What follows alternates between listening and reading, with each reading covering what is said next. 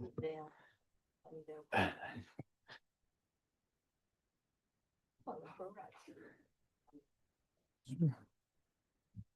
right, good evening. Let's call to order the Bicycle and Pedestrian Advisory Commission meeting of October 16, 2025 at 6:35 p.m.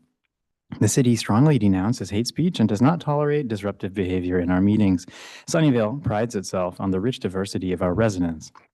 We are committed to creating a culture of belonging where members of our diverse community feel included, safe, and respected. Before we get started, I'd like to remind commissioners of some procedural items for this meeting. Commissioners, please use the Request to Speak button on your microphone and wait for acknowledgement from me before you speak. It is important for the public at home and for the meeting recording that your comments are captured by the microphone. Acknowledgement from me is an important part of parliamentary procedure. During the meeting, remote participants will remain muted when not speaking. If remote participants have a question or comment, please use the raise hand feature. Speakers will be called upon to speak one at a time. Members of the public may participate in person, online, or by telephone to provide public comment. Please submit a speaker card to the staff liaison in person or use the raise hand feature online to request to speak or *9 on a telephone. Location and teleconference meeting details are available on the meeting agenda. Captions are available to viewers accessing this meeting via Zoom. Captions can be displayed or hidden using the live transcript button. Comments on matters not on the agenda must be submitted prior to the time I call the agenda item for oral communications. Comments on agenda items must be submitted prior to the time I close the public hearing on the agenda item. Speakers are requested to keep their comments to no more than 3 minutes, and time limits will be strictly enforced. Guidelines are posted on the city's website and on the meeting agenda.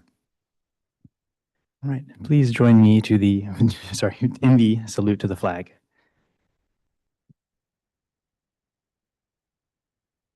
Pledge allegiance to the flag of the United States of America and to the republic for which it stands, one nation, indivisible, with liberty and justice for all.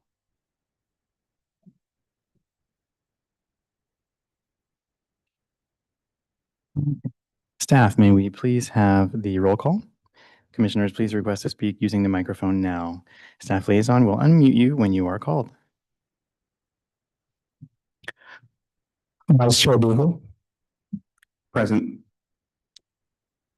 Chair Wilson. Present. Commissioner Haithman is absent. Commissioner Bonet. Here. Commissioner Melman. Present. Commissioner Zuba is absent. Commissioner Golakota. Present. We have 5 present and 2 absent. Okay, very good. That's a quorum. So we will move on to our next agenda item, 25-1009, which is not going to be heard tonight. It's this staff is going to reschedule this item and for a future BPAC meeting. Okay.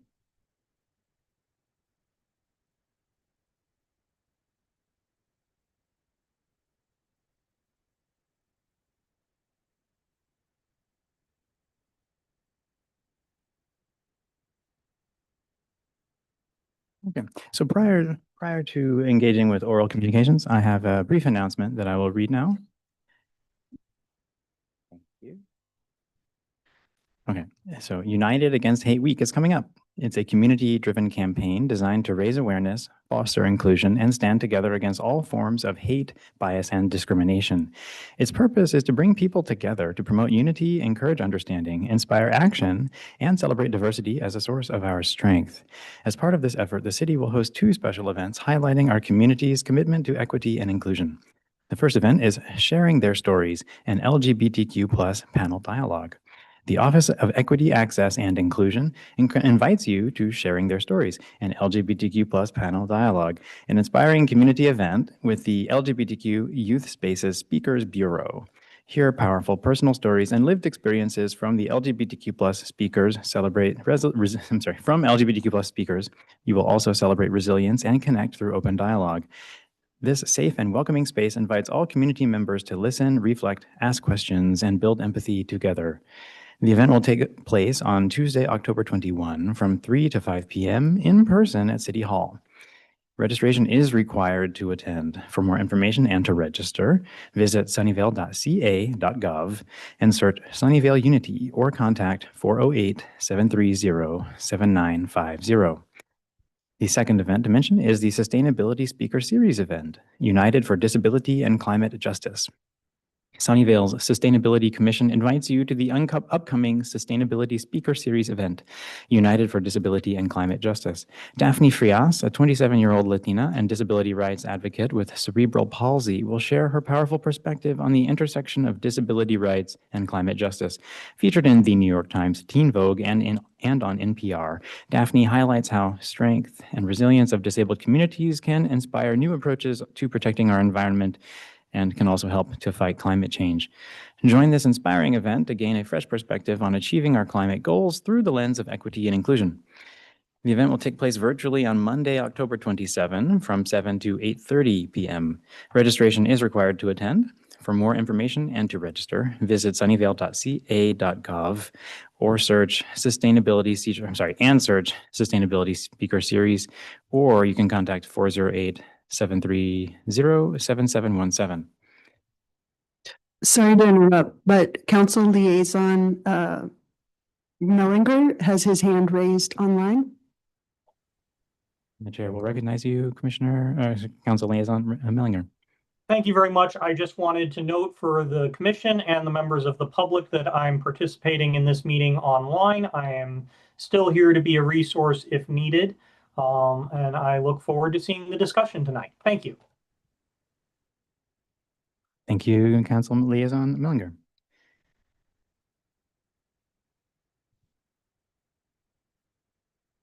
Okay, so we'll now open oral communications at this time of 6:42 p.m. But I will first state that the speakers who come to the front to speak will have 2 minutes to speak tonight, given that we do have a large number of people in attendance, online and in person.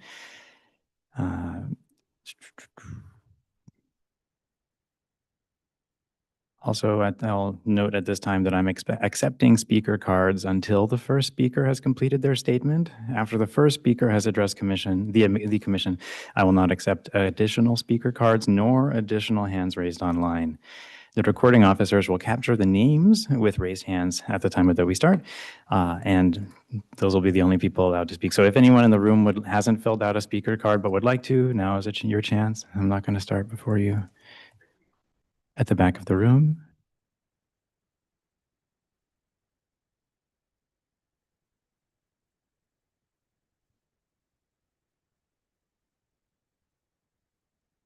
Okay.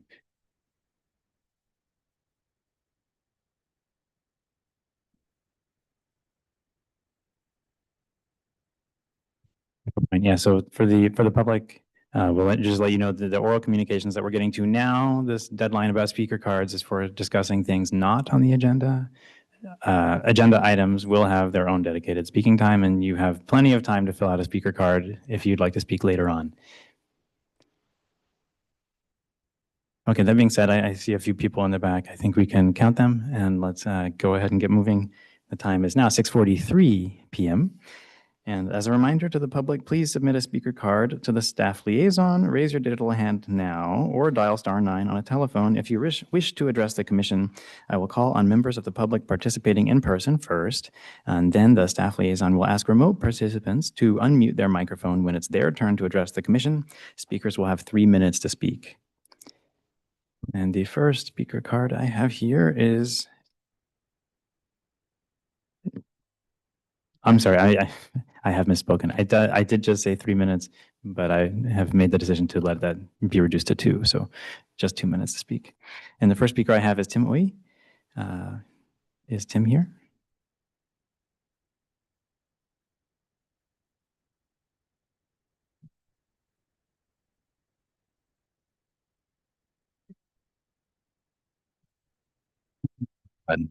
I invite you to please join me on a bicycle ride along El Camino Real for No Kings this Saturday, October 18th, starting at noon from Remington and El Camino. The Sunnyvale part of El Camino is challenging, but the Mountain View, Los Altos, and Palo Alto parts are great with their new bike lanes. For more information, please visit zerow.org. That's zerow.org/transportation/no kings. Thanks very much.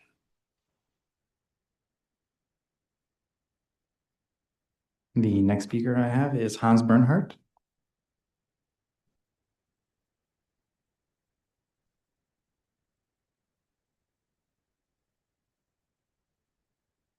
Good evening, and thank you. I just want to let you know that I am working on this year's 4th annual Sunnyvale Halloween Crow Ride, a bike ride to celebrate the Sunnyvale Crows and the residents' awesome Halloween decorations. It's on October 25th. We will meet at Plaza del Sol at 5:30 p.m. I'm still working on a route for this ride because the crows, go where the crows go. And I also get to talk to all the residents as they put their Halloween decorations up and figure out where to take us. Anyways, I would have a poster for you, but I forgot it. This is what I witnessed of crows in the last couple of evenings. Right now, they're out of the Baylands, and I've been talking to them to try to get them to come back to downtown Sunnyvale for one evening for a ride. So thank you very much. I saw the look in your face. Great. I can't wait for the crows to return to our lovely city. Do we have any remote participants wishing to speak on this item?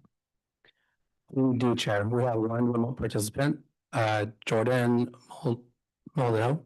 Jordan, you have been unmuted and you have 2 minutes to address the commission. Thank you very much. Good evening, commission members. My name is Jordan Moldow.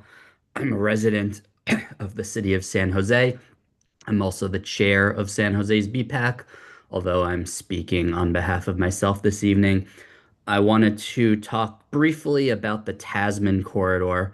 It's my understanding that Sunnyvale is moving forwards with a design and a plan for Tasman that would have bidirectional paths on both sides of Tasman. I think this is a fantastic design, and I wanted to let you know that the city of San Jose might potentially be doing something similar. The city of San Jose is currently working on a plan for how to address flooding events on the Guadalupe River Trail.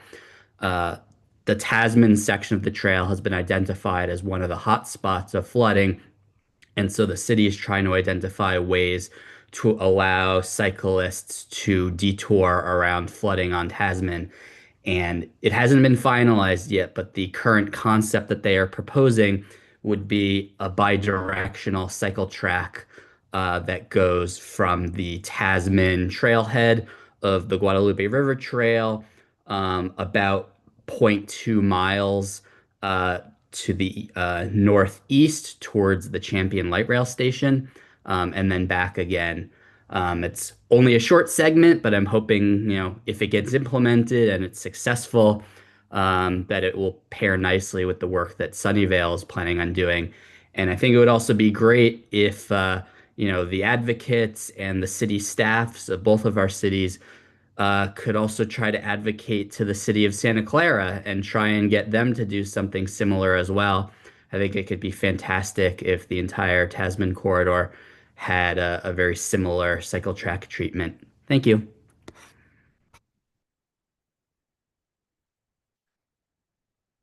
Thank you, Jordan. That was our last virtual participant, Chair. If there are no more speakers, I will go ahead and close oral communications at 6:49 p.m.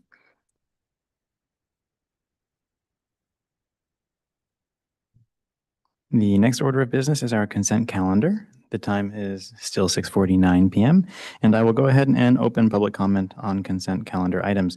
Members of the public wishing to address the commission, please submit a speaker card to the staff liaison, use the raised hand feature, or dial *9 on a telephone to indicate that you wish to speak. I will call on members of the public participating in person first, and then the staff liaison will ask remote participants to unmute their microphone when it is their turn to address the commission. Speakers will have 2 minutes to speak.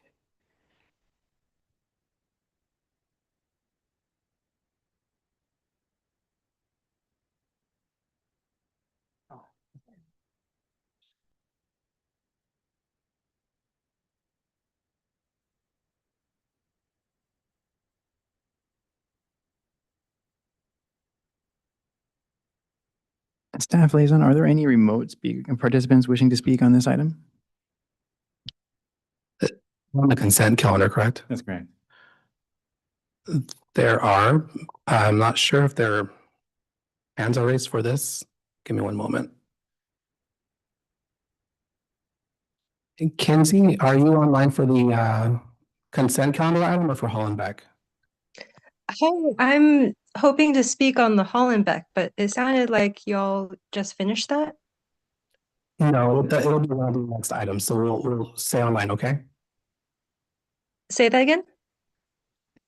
It is not this upcoming item, but the following item, so just stay online. Okay. Okay, thanks.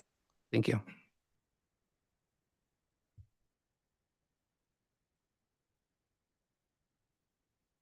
We have a participant by telephone. Are you online as well for the Hollenbeck item? Telephone number ending in 975.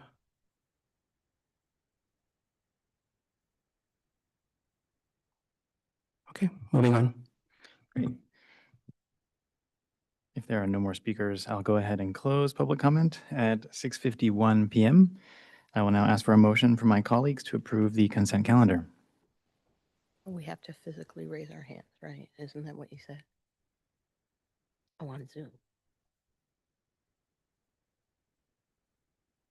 Mhm.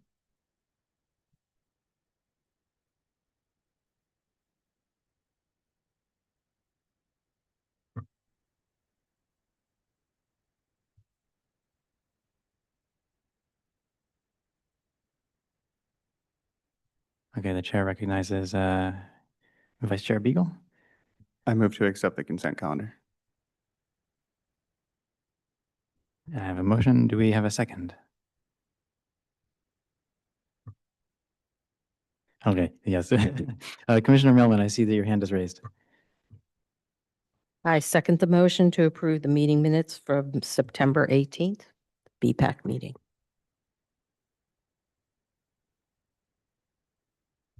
Okay, staff liaison, please conduct a roll call vote. Commissioners, please request to speak when using the microphone now. Staff will unmute you when you are called. Vice Chair Beagle, Yes. Chair Wilson, Yes. Commissioner Huffman is absent. Commissioner Bonet, Yes. Commissioner Melman, Aye. Commissioner Zhu is absent. Commissioner Golokota, Can I vote on this because I wasn't present? For the last meeting, I wasn't present. Should I abstain or? Yeah. Yes. Thank you. That's 6 yeses, or sorry, 5 yeses and 2 absent.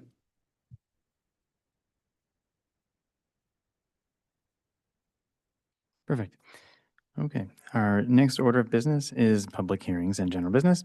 Item number 25-0706, recommend to council an alternative for Hollenbeck bike lane study. Is there a report? Yes, there is a staff report, and tonight we have Transportation Planner Eric Trujillo, along with our consultant Ali Zhou, here to give a presentation.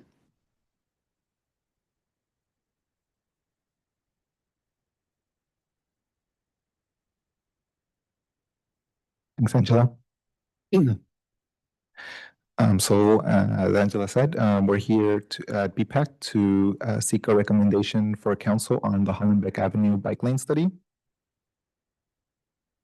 So a quick agenda. We're gonna just give a brief overview on the project. We're gonna talk about the progress that we have done up to date. And we're gonna talk about a public outreach summary. And I'm gonna pass it over to Ali to discuss some of the design options. And at the end, we're gonna end it with our staff recommendation. Project overview. So this study was created to look at the feasibility of adding bike lanes along Hollenbeck Avenue between Drive. As you can see on the right, Hollenbeck, the study segment on Hollenbeck is that gray outline, and there are existing bike lanes both north and south of the study segment. And so if bike lanes were to be implemented along the segment, it would connect those two bike lanes together, and Hollenbeck would have continuous bike lanes. Some existing conditions along Hollenbeck Avenue. Hollenbeck Avenue is a residential collector. Most of the use along Hollenbeck are single-family homes. However, there are some schools, some church, a couple of parks, and even a swimming racket club. There is on-street parking on both sides, and there are currently no bicycle lanes. Progress up to date. So this is just an overview of what we have done. We did initial collision analysis, and then we did our first round of public outreach. Following that, you can see that blue box on the left, on the bottom left. And we took that community outreach and we did some data collection and developed our options. After that, we took those options and we went on our second round of community outreach, that big blue box in the middle. So then we refined our options, and now we are here at the BPAC meeting looking for a recommendation of an alternative. And then we are going to go to City Council for them to make a selection on the alternative on December 2nd of this year. Summary of the public outreach so far. So we held 2 hybrid community meetings, one in September of 2024 and one in March of 2025. We had a pretty good attendance, about 90 in person and online. You can see a picture of our second community meeting there. We had a really good turnout. We also held 2 institution and commercial owners meetings, where we had Challenger and PELC attend.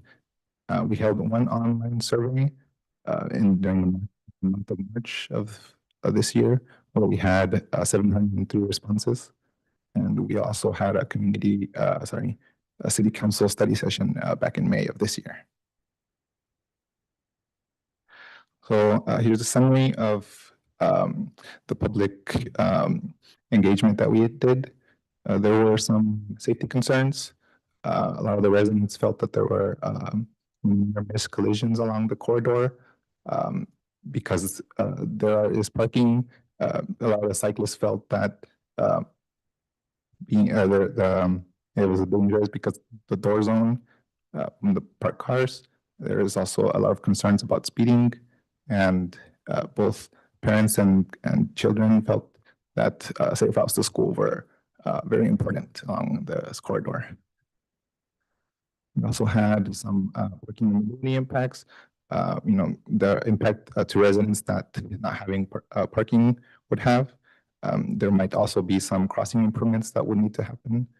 The accessibility of removing parking what that would create to persons with disabilities, access for service workers that many of the residents would want to have, and with the growing ADU and increased housing demand, how the impacts on parking that would have. And then some other concerns, the cost of the project, how the project would affect school operations during up and drop off of the school, and how the project would affect intersection geometry. Here's a summary of the online results. I'm not going to get too much into it, but about 70% of the people who took the survey live on Hollenbeck or within 1 to 4 blocks of Hollenbeck. And you can kind of see there the distribution of the support for each of the options.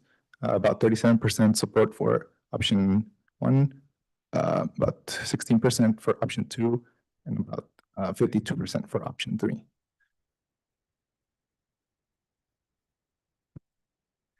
Here's a summary of our council session, study session.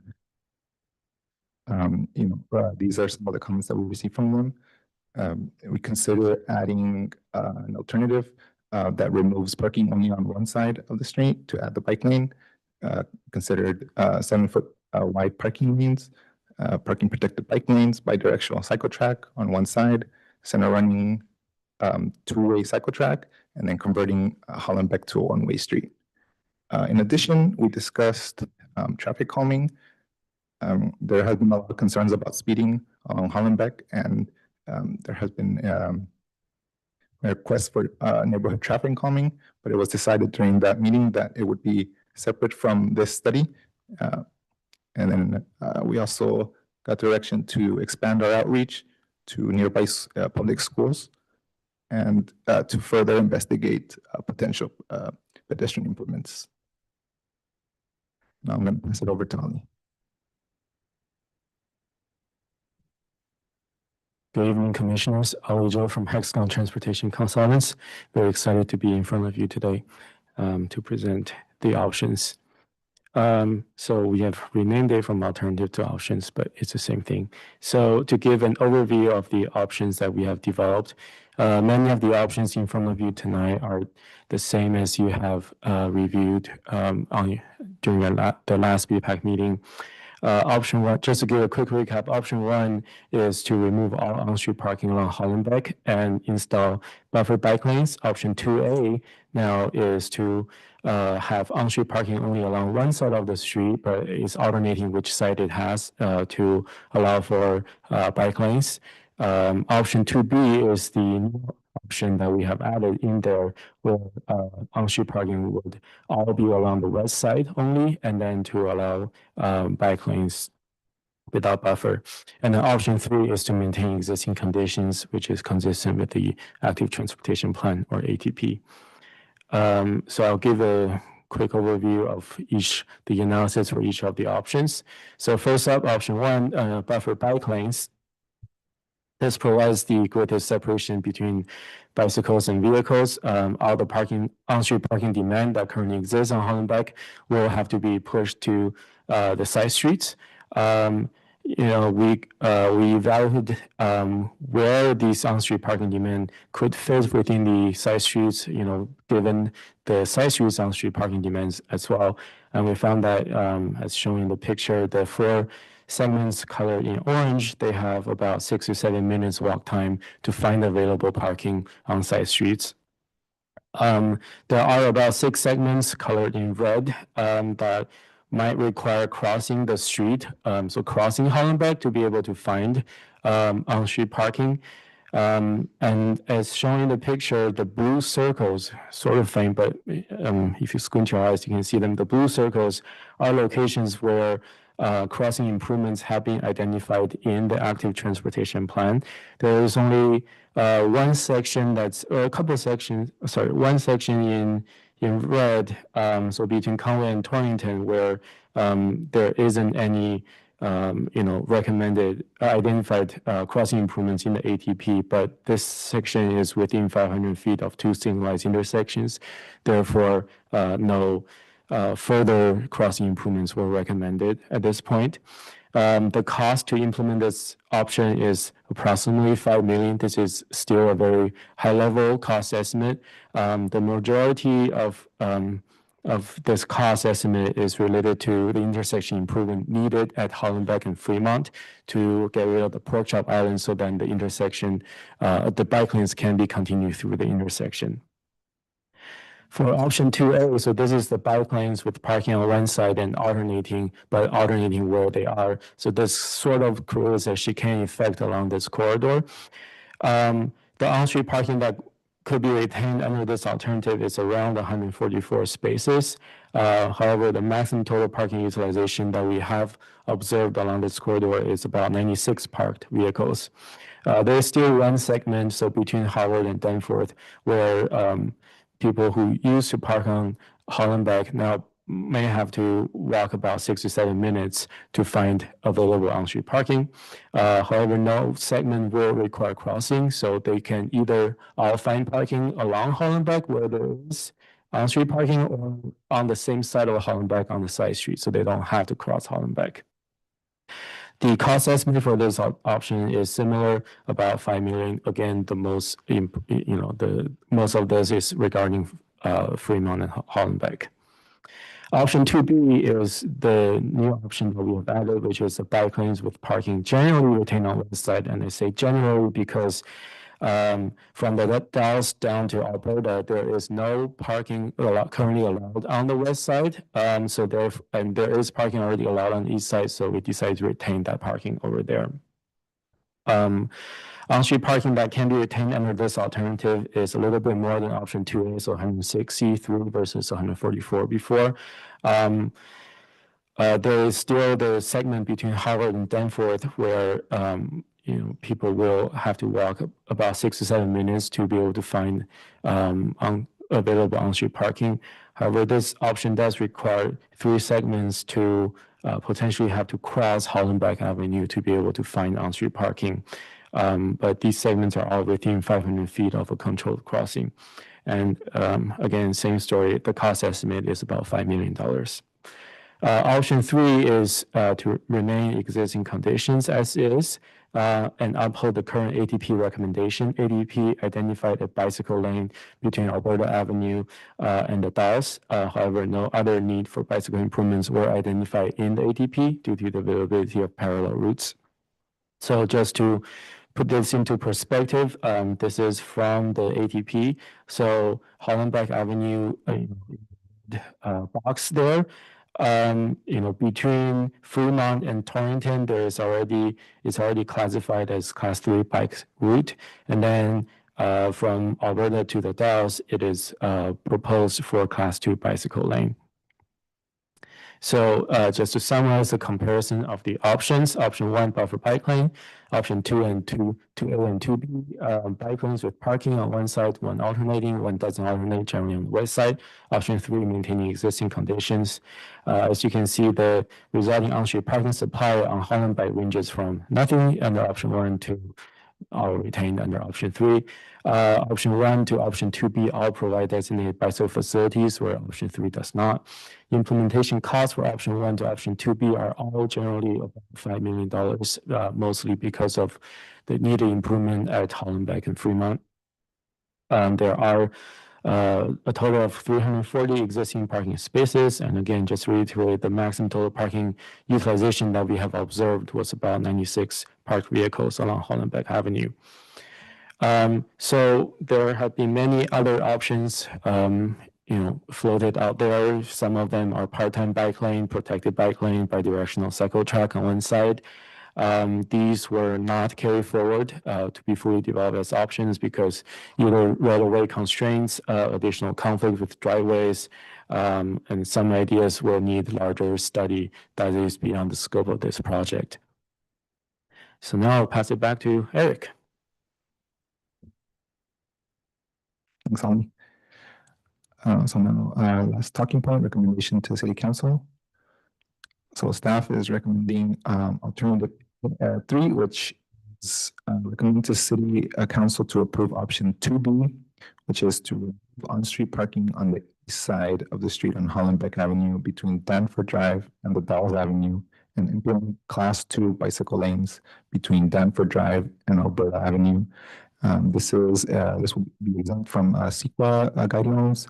And the City Council directs staff to include the concept plan as an unfunded project in the fiscal year 2025, 2026, depending future identification of funding. And that will conclude our presentation. Thank you. Thank you, staff. As a reminder to my colleagues, please request to speak by using your microphones. I will unmute your microphone when it is your turn to speak. Once finished speaking, please mute your microphone. Are there any questions from my fellow commissioners?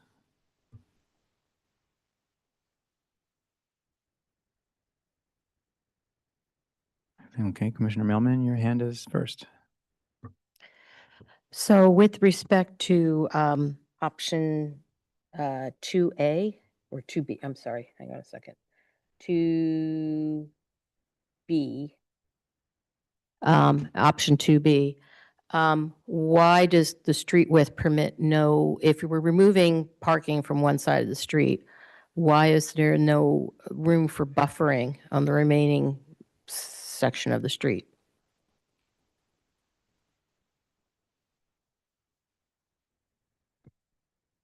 So you're saying, for option 2B? Yeah, where you have the parking retained mostly on the west side, with the exception of those 6 spaces down at the bottom. So I noticed that the street design does not permit buffering of the bike lanes. Why is that? That's because Hollenbeck only has 40 feet of right away from curb to curb. And so, if we were retaining parking on one side of the street, around 8 feet plus, 2 travel lanes, around 11 feet each, puts us at around almost 30 feet. And then, 2 bike lanes, that would be 5 feet each, that would put us at the 40 feet. And when we don't have any more space to physically put a buffer in there. So the bike lanes would only be 5 feet wide for option 2B? 5 to 6 feet, depending on the segment, mostly 6 feet, but it's give or take. Okay, and the travel lanes would remain 11 feet in width then? 11 to 10 feet. We do have a bus lane bus route that goes through a portion of Hollenbeck. And so there, along those portions, it would be 11 feet. Okay, and the speed limit would be retained at the posted limit of right now, which is, I believe, 40 miles per hour? I think it's 30 miles per hour. Okay. Mhm. All right. Thank you. That's it for my questions. Okay, I see Vice Chair Beagle has his hand raised as well. All right, thank you for the great presentation. I have some questions, but first, while I ask them, I'd like the staff to bring up the LT or loot policies that are in the general plan, because I would like to show them on screen and have them read into the record, but I'll get to my questions while that's being pulled up. Okay. So I think one of the primary concerns residents have beyond just the lack of bike lanes is speed limit or vehicle speeds on the street. What is the city doing to help with those speed limits regardless of these bike lanes? What are the policies and the procedures that the city can take to lower those speed limits or lower the vehicle speeds? So as a matter of just normal business, part of our core services in the transportation division is to maintain our speed surveys. We update those regularly, and Hollenbeck is on our list to get updated soon. So probably within the next 6 months, we'll complete that engineering survey and determine if the existing speed limit of 30 is still justifiable and enforceable, or if we propose a different based on existing conditions and speeds. So that's something that's going on right now, just as a matter of our normal course of business. But also we're prioritizing that to be done in the next 6 months due to some of the feedback that we've heard as part of this project, this study issue project.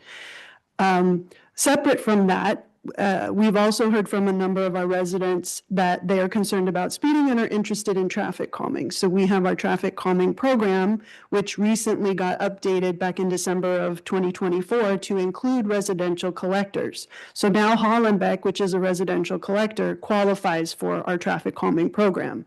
So we've been working with the residents. We had about 5 or 6 different residents give us individual requests. So we're combining that into one effort, having them work together as a community. And we're currently developing the study area so that those residents can go out and get petitions to show support for traffic calming, and then we'll move into the analysis, data collection, all of that. So that's all happening right now. That is separate from this project. I think it was kind of generated by the interest of this project. And so we are taking a look at that. So regardless of what BPAC recommends to council and regardless of what city council decides to do with this study, we are moving forward with those 2 efforts. Does that answer your question? I got some follow-up questions, but yeah, that answers my question by and large, but I got the follow-up questions. So the traffic calming program is not mutually exclusive with this? Correct. Completely. It's a different process. We're treating it as a different process because it's one of our regular core services. but I don't want to make it sound as if we're not going to connect the two, right? So if council does direct us to move forward with a bike lane build option with this study, the projects, whatever the findings are from the traffic calming study, we will coordinate and make sure that the word escapes me, they work together. So, yeah. Okay, and so you mentioned that because of the updated traffic calming program, as a residential collector, is that the term? Residential collector, yeah. Hollenbeck is now eligible. Yeah. Is it eligible for all the forms of traffic calming, or is it only eligible for some of them? Because I know that there's like two halves of traffic calming, where a street is only eligible for certain forms of traffic calming. Correct. With the council's action to add residential, before that council action in December of 24, residential collectors were not part of our traffic calming program. And the reasoning there was that residential collectors serve as collectors. They're meant to collect traffic and get them to arterials, as opposed to local neighborhood streets, which are meant to be very local, smaller, they're generally narrower. And so the intent and the purpose of this street, the classification as a residential collector, is to collect traffic of all modes and get them to other places. So with that in mind, the traffic calming program, or the policy updates, stated that, or now state that residential collectors, the traffic calming elements and tools that we can use on those types of streets are intended to help reduce speeds, but not reduce volumes. So that's not the goal of, it defeats the purpose of the classification as a collector. And the street collectors, or the street classifications, are something that is determined in our general plan. And so any need or any desire to look at that again would have to be a general plan update. Okay, for the members of the public listening, could you give a couple examples of tools that the traffic calming program could be used for a residential collector, and some of the tools that could not be eligible?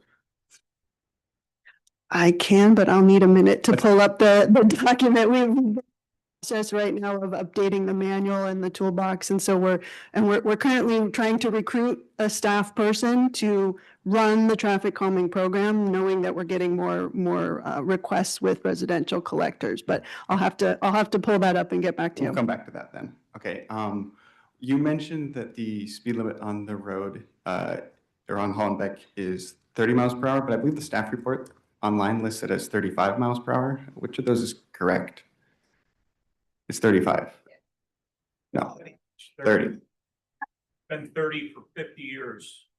Okay, so the staff report says 35, but it says the average 85th percentile speed along the study corridor is approximately 40 miles per hour, which is slightly higher than the posted speed limit of 35 miles per hour. So is that?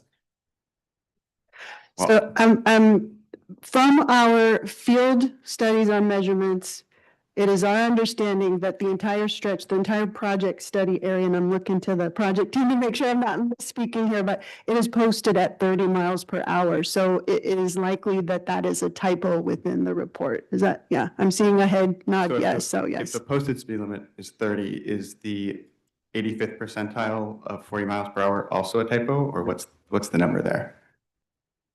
I'll ask Eric That to, was also a typo. The 85th percentile that was observed was closer to 34 miles per hour. 34, okay, Mhm.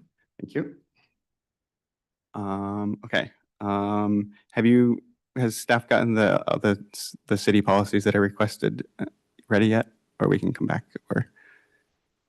I was asking about the loot policies. Yes, okay, so can staff read out city policy LT 3.8?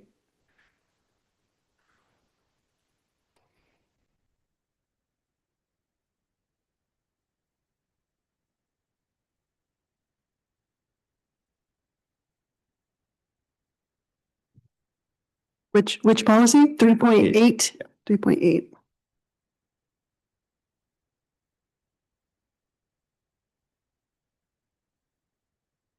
All right, so this is in the general plan. This is part of our land use and transportation element, which we also call the LUT, because we love our acronyms. This is policy LT 3.8. Prioritize safe accommodation for all transportation users over non-transport uses, as city streets are public spaces dedicated to the movement of vehicles, bicycles, and pedestrians. Facilities that meet minimum appropriate safety standards for transport uses shall be considered before non-transport uses are considered. Okay, can you read 3.9 right below? Policy LT 3.9, as parking is the temporary storage of transportation vehicles, do not consider parking a transport use of public streets. Okay, and then the last one, 3.10. Policy LT 3.10, prioritize street space allocated for transportation uses over parking when determining the appropriate future use of street space. Okay, thank you. Okay, then did you get the information about the, what were you getting ready for? I was busy reading the policy to you. Yeah. I don't know if people are getting to the okay, perfect. That's totally. Yeah. We're gonna find, I'll keep waiting for that. I can also circle back in a second round of questions if we want to defer that. Would you like to focus on the tools or the question you had related to the general plan policies? I'm done with the general plan policies. The tools can come back at a later round. Then I will focus on you then. Yeah, perfect. I don't want to stretch you too thin. Okay, then in one of the emails from the public, there was a question about ADA accessibility with sidewalks. What procedures does the city have for, so the concern from the email from the member of the public was about if we remove parking, residents are going to park in the driveways, and their concern was that that parking might extend onto the sidewalk. What procedures does the city have to enforce parking on the sidewalk and to prevent that kind of behavior? So parking on the sidewalk is illegal. So if a DPS officer sees that, they would likely ticket. If folks see that happening or it's happening in front of their own home, they should call the non-emergency line to report it, and an officer can come out and ticket. Awesome, thank you. Then one last question for this round, and I'll let other people get to it. So the staff report mentions parking rates per sector of the survey, the study corridor, but it was reported as a maximum per sector. Over like how many times did you go out and survey each? I'm going to look to the project team for that info. How many times did they go out and do parking observations? Is that your question?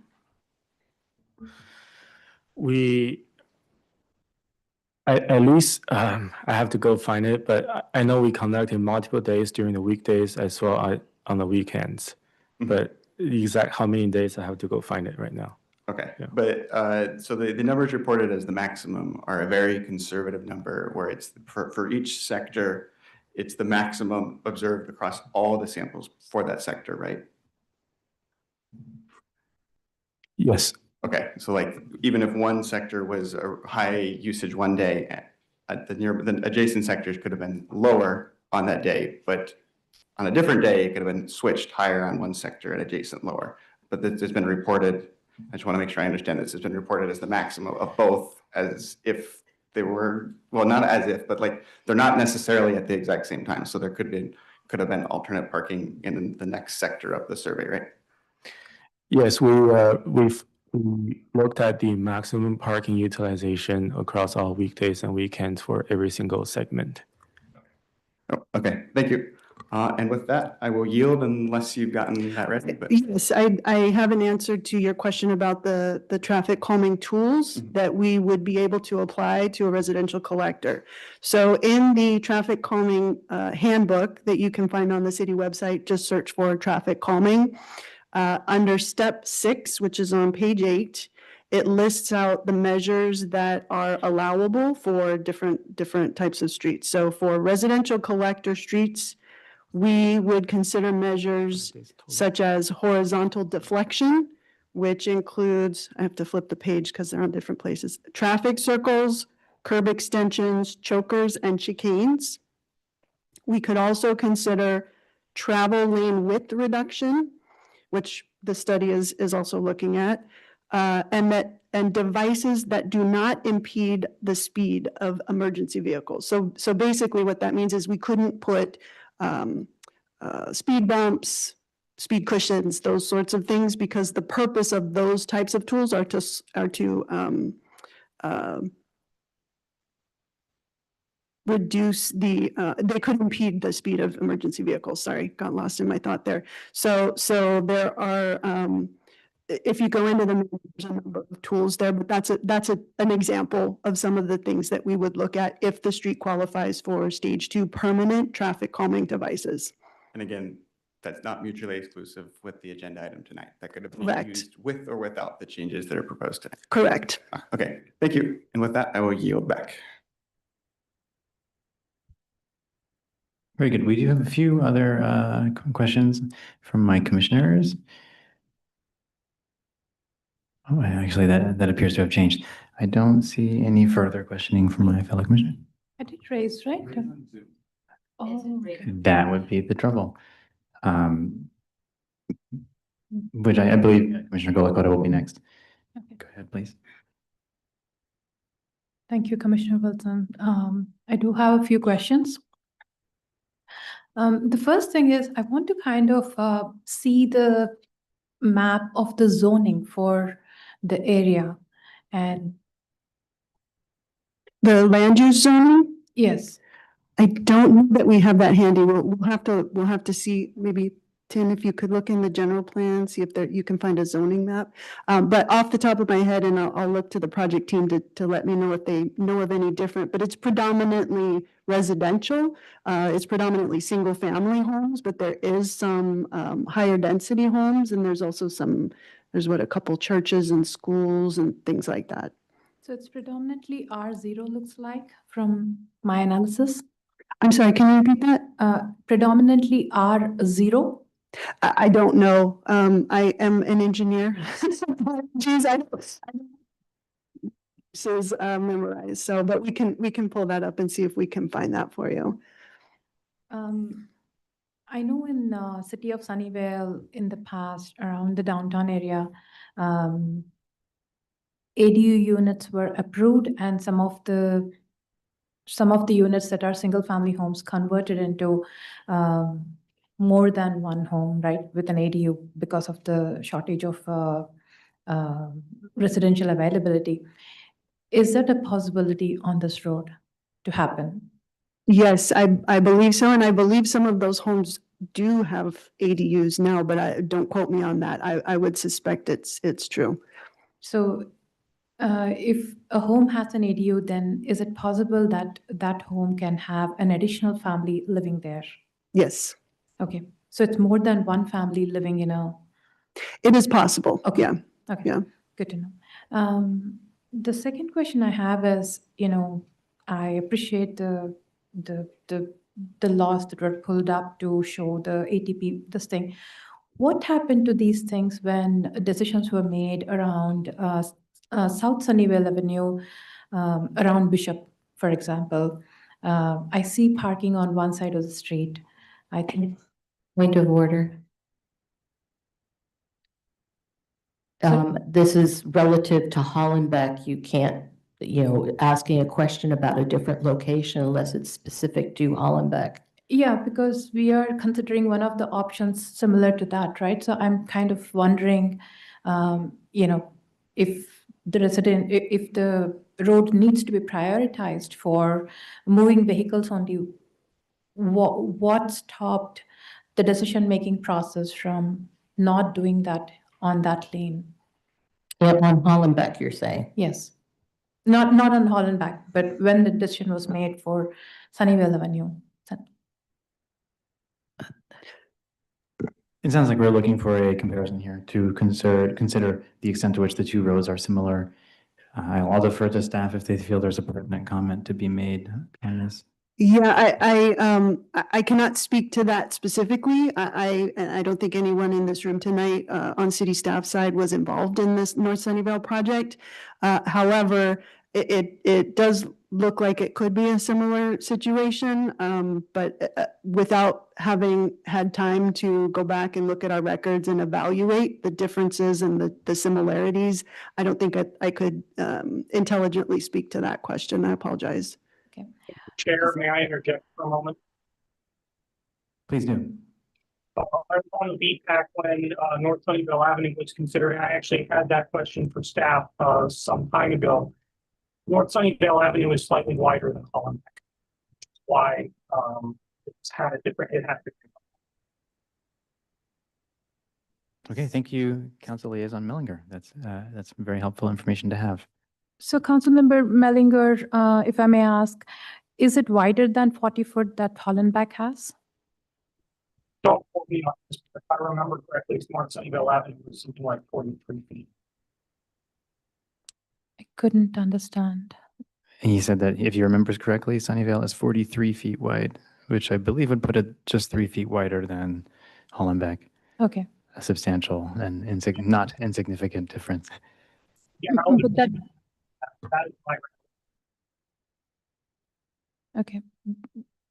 But they're not buffered bike lanes, right? As far as I remember. On North Sunnyvale Avenue, there are segments that are buffered. Yes, there are segments. Sunnyvale Avenue that are on the south of Evelyn are all buffered. Are there any buffered on the north side of the Evelyn? I'm looking at the aerial map online right now, and it looks like in front of Bishop School, Elementary School, there are narrow buffers for both bike lanes, north and southbound. And have there been any collisions reported because of the narrower bike lanes? Were there any collisions reported there? Sunnyvale? Yeah. We don't have that data with us tonight. We weren't prepared to discuss Sunnyvale. Okay, okay.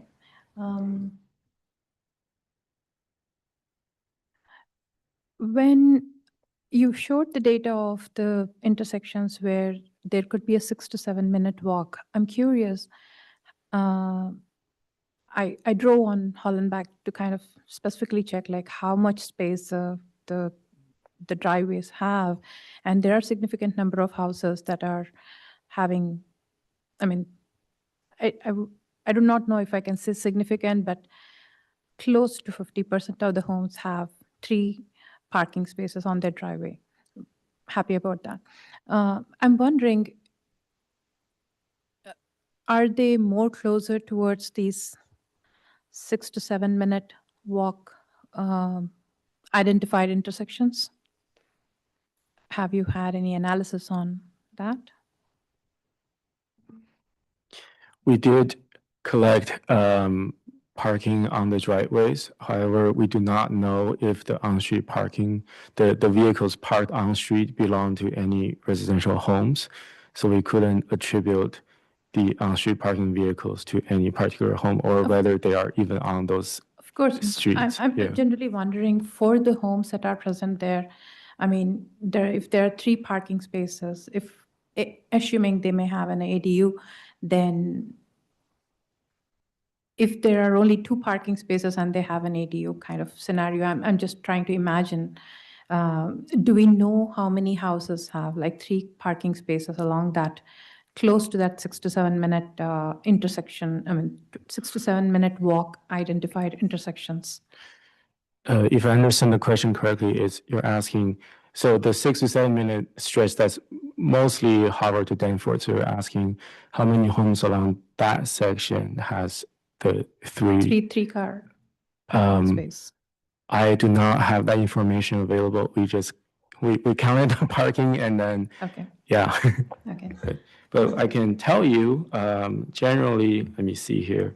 Along that section, the off-street parking is about 60 to 80% capacity or occupied. Okay. My other question is, I forgot, I know you presented this previously, but I kind of forgot as we are discussing, it occurred to me. Have you done this counting of parking spaces during the school drop-off time?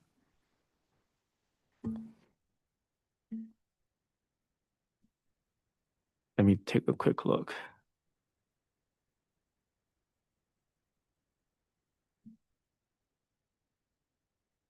While he's looking that up, I'll interject with a little bit of extra info about the data collection. So we had our first community meeting and we presented the proposed data collection periods, times of day. And one of the outcomes from the community feedback we got that night was that we should change and expand our data collection hours. And so that was very useful feedback that we got early on. And so then when they went out and actually did the parking utilization measurements and observations, it was based on what we heard from the community, what the highest usage days, times, hours, and all of that. Okay. And yes, we counted in the afternoons from 2 to 6 p.m. on a typical weekday. Okay. Can we pull back the residential, the zoning map? And after that, I would like us to pull up the map of the Cumberland School District lines.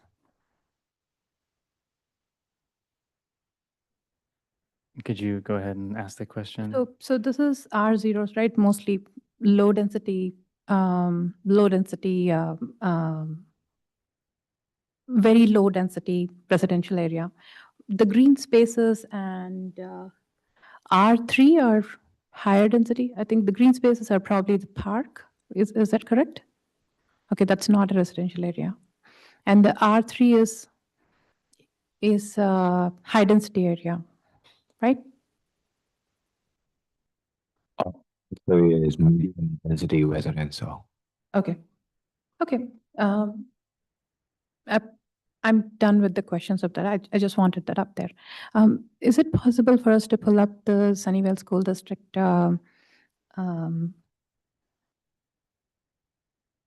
school boundaries?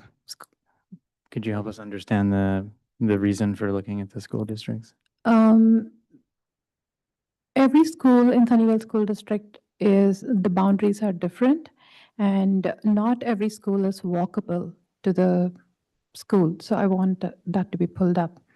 And as you know, Challenger is one of the schools that is a private school. So people come from all over the place. They are not necessarily within walking distance or biking distance to the school.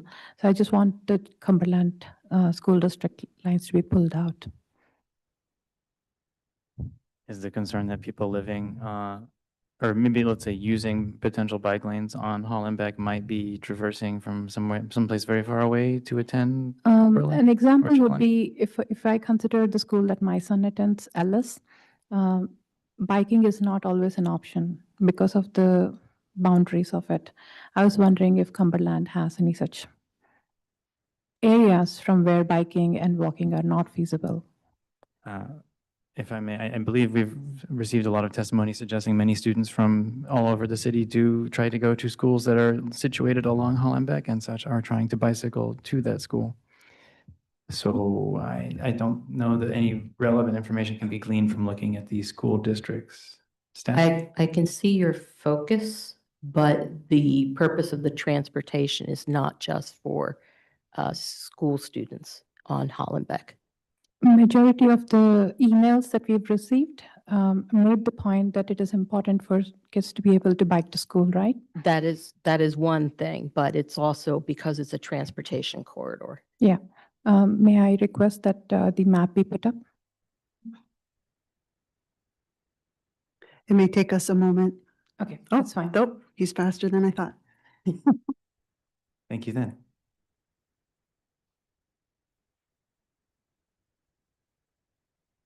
Very hard to see.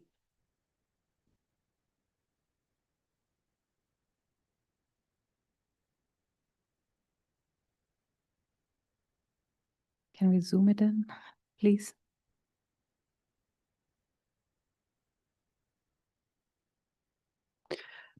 Unfortunately, we were supposed to also have our Safe Routes to School update this evening, but Maria, our Safe Routes to School coordinator with DPS, had an emergency and she couldn't be here tonight. And so I think that she is probably the best city staffer to address your questions regarding the walk and bike shed for each school. And within the school districts as well. But yes, I believe that these maps do show generally the area that these students typically live in. And so I'm not sure if there's a question related to this. No, I just wanted to. Okay, put there. just wanted to Yeah, see. you can pull it up. Please zoom it down so you can see that there are some area on the other side of El Camino also that attends Cumberland. Okay, very good. So as chair, I need to take a moment and recognize that our commissioner member, Commissioner Ju, has been here for some time. It's currently 7:40 p.m. I'm not sure if staff was able to take down her true arrival. Yes, commissioners arrived at 7:09 p.m. Thank you, thank you. I'm done with my questions. Thank you. Very good. Okay, so the time is 7:40 p.m. Are you sitting?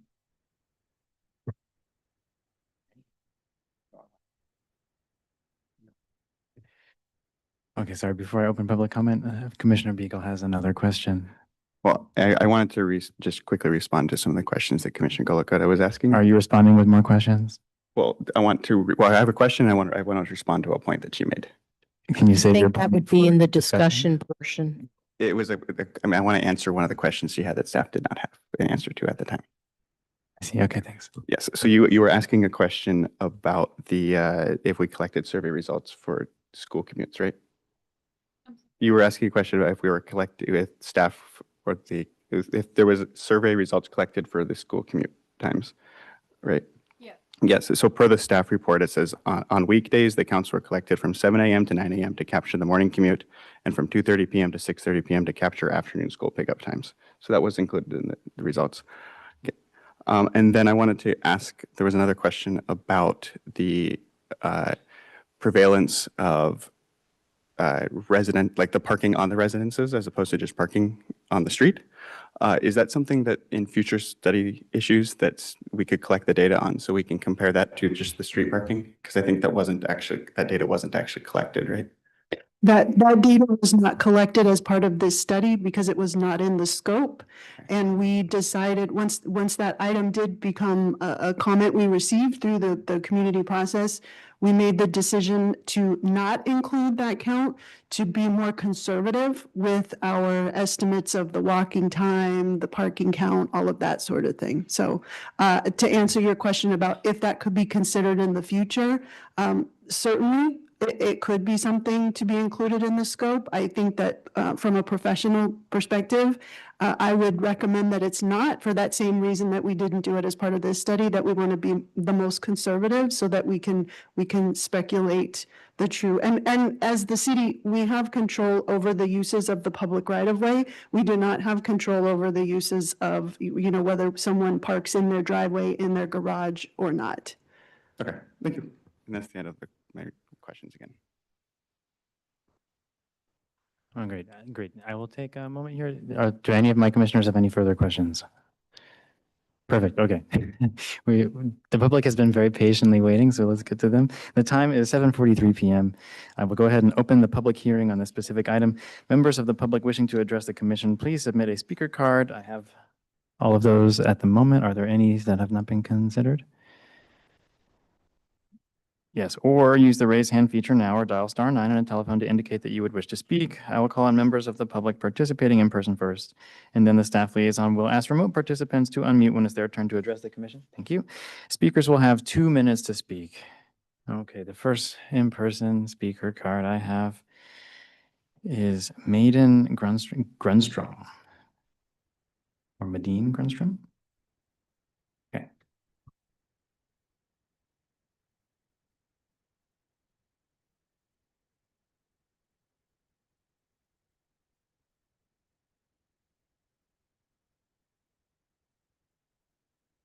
Good evening. My name is True. I live at 1044 Hollenbeck. I have invited the city council to come sit on my front porch to look at the traffic. It sometimes takes us 10 to 20 minutes to get out of our driveway. I have lived in a 2-story house. I look out the window. I have seen the maximum, maybe 10 bicycles a day. I don't know where they got the numbers of what they have in the report up there. Now, I live between Remington and Frankfort. but we do get traffic coming around the corner.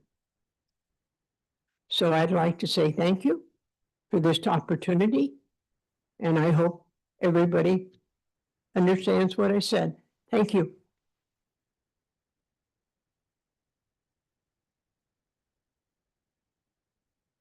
Okay, thank you for your comment. The next speaker in the list is Anne Herron.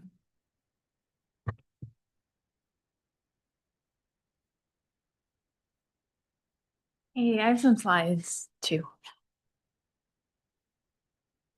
Okay, very good. Let us know when you're ready, staff. Awesome. Okay. Is her mic on? Oh, can you hear me? Now we can, yeah. Okay, let me lean in. Thanks for that.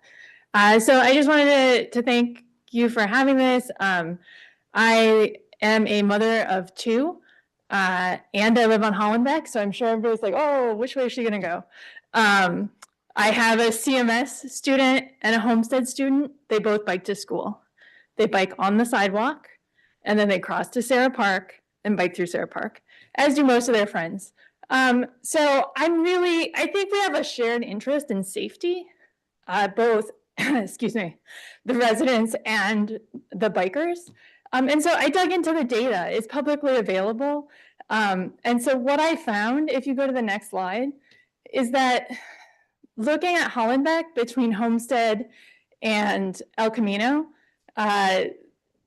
this is showing, I know nobody can read it because the font's too small, so I apologize, but this is by bike accident type on Hollenbeck. The primary type is broadside. So if we care about bike safety, I don't see how bike lanes address this. If we go to the next slide, and this is my last slide of content. So this is organized, these are Hollenbeck accidents. The left is the northernmost cross street, the right is the southernmost cross street. Top are bike accidents. You'll see the two intersections with the highest number of bike accidents are areas that already have bike lanes. These are Homestead, and is it Cooley, Grand Cooley? So this is where the street is most wide open. I would expect this is where people are going the fastest, possibly. And so my concern is that we have these broadside accidents, and now you're going to take away traffic calming provided by parked cars. And so if we do this traffic calming study second, then we're going to have this gap where we're going to have more injuries and more serious injuries. So I think that is all the time I have. So thank you. Thank you for your comment. The next in line is Tim Oye. Or please say your name.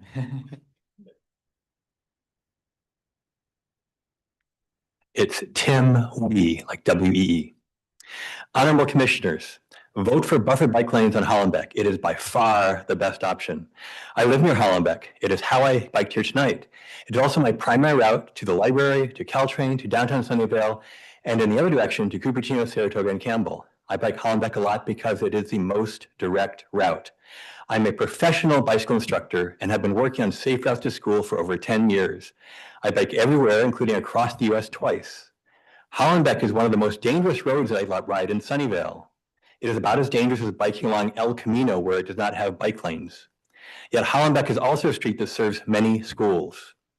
Door zone bike lanes are a very bad design. They lure bicyclists into a dangerous situation next to a parked car and should be banned. We should no longer implement bad engineering designs like door zone bike lanes that put people's lives at unnecessary risk. I never ride in a door zone bike lane next to parked cars and teach all my students to stay out of them as well. Bicyclists should stay 5 feet from the sides of parked cars. Getting doored has killed too many bicyclists. Just about every time I ride in Hollenbeck, I experience cars breaking the law, passing too close and crossing double yellow lines. Buffered bike lanes greatly reduce the danger and the law breaking. Bicyclists need a complete network of safe routes to get around Sunnyvale. Every street in Sunnyvale should be a safe, complete street. So do we value lives more, or do we value convenience more? I hope we value lives more. Thank you.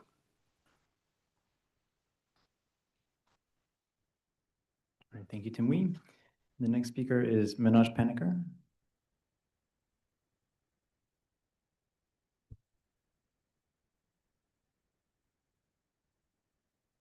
Yeah, thank you. I just wanted to make one comment, and then I had a question on the findings from the consultant and the traffic engineers here.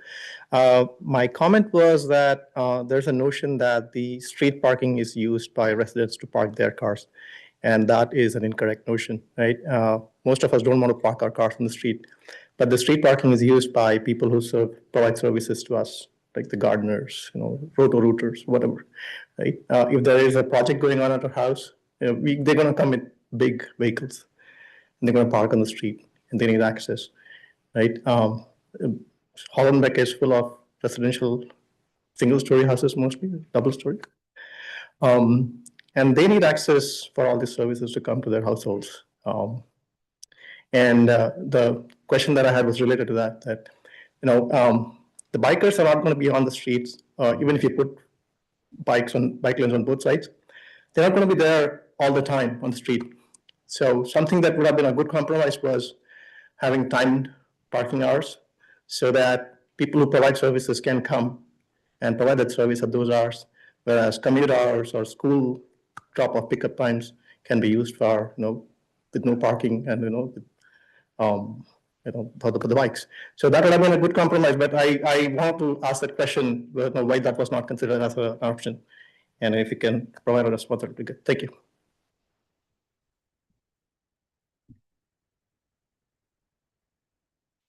Okay, thank you for your comment. The next speaker is Rupa Bal.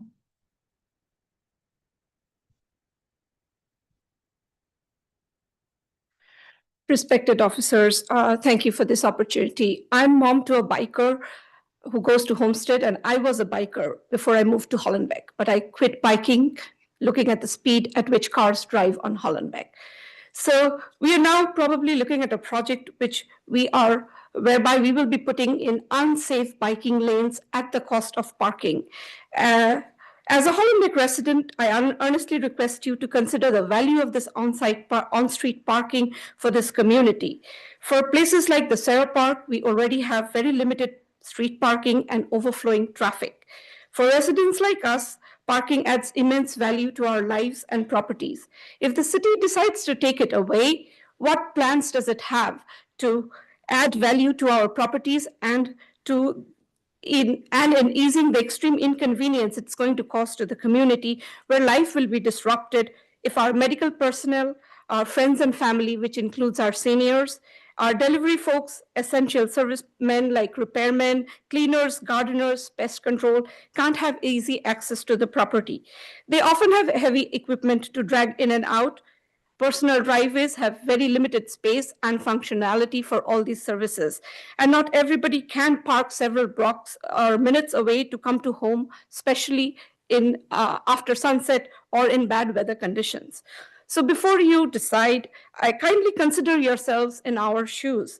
If it was your house, what would you have chosen? It is not just a vote, it is our way of life that is put on your table for consideration.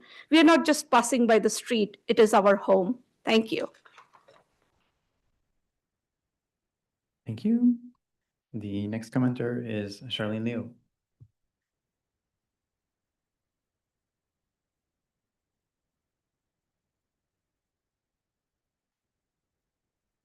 And if I'm not mistaken, there are several of you who have slides, so maybe staff can pull those up.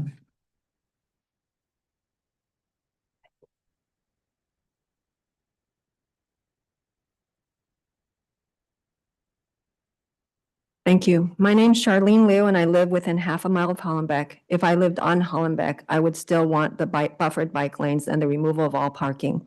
I bike on Hollenbeck regularly to get to city center, but it is always treacherous. When my children were little, we had to bike on the sidewalk to get to the library. Even if option 2 is installed, we would have still biked on the sidewalk because it's still too dangerous for children.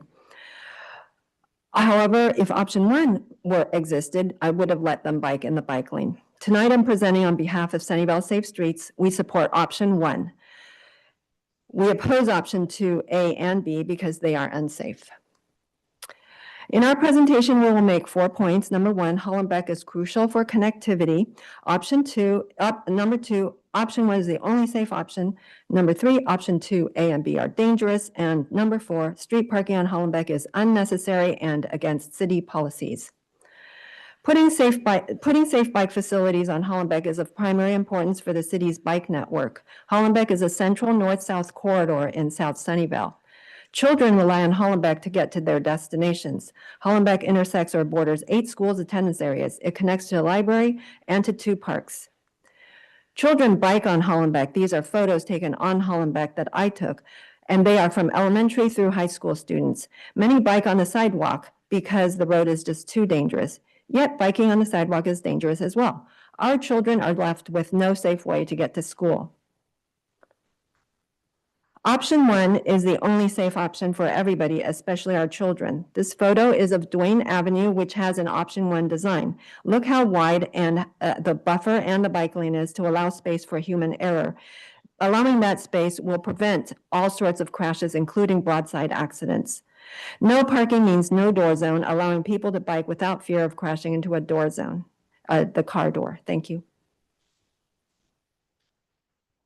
Okay, thank you for speaking.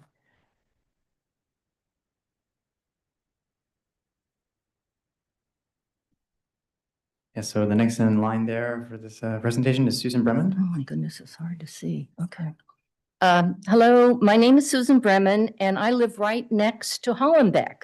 I bike around Sunnyvale, but I avoid Hollenbeck, and I will continue to avoid Hollenbeck if option 2 is installed. Option 1 is the safest for children by far. Option 1 comes the closest to meeting the Caltrans Complete Streets Guidance and the NACTO All Ages and Abilities Guidance. The other options don't even come close to meeting these safety guidelines. Option 2, A and B, are dangerous. This photo is of Wolf Road, which has an option 2 design. The open car door overlaps with the bike lane. Option 2's dangerous door zone could result in severe and sometimes fatal crashes. In San Francisco, there are 40 dooring crashes per year on average due to door zone bike lanes. Last year, a cyclist was doored and died. At their minimum, option 2 bike lanes are only 3 feet wide, excluding the gutter. On the narrow bike lane on Sunnyvale, Saratoga, the bike icon can't even fit inside the bikeable width. It's like biking on a tightrope. The lack of a buffer means cars come dangerously close to cyclists, and inattentive drivers can easily sideswipe them.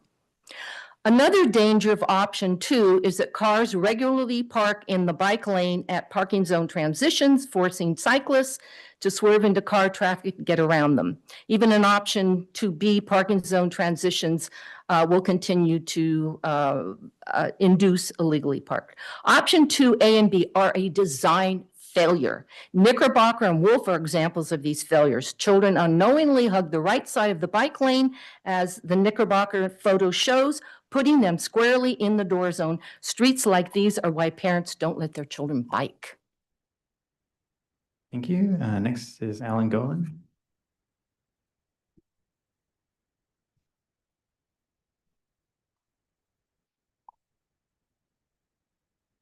Hello, my name is Alan Golan, and I'm a parent at Homestead High School. And my daughter bikes around Sunnyvale for various destinations, visiting friends, etc. But I don't let her bike on Hollenbeck because that's too dangerous. So when she goes to her best friends there, I drive her there. Next this slide. Returning to a crash analysis here. So bike crashes are more commonly happen on roads with the option 2 design that we've seen here, and some on Sunnyvale Saratoga Road. There were 23 crashes in the past 10 years. On Mary, there were 25, and okay.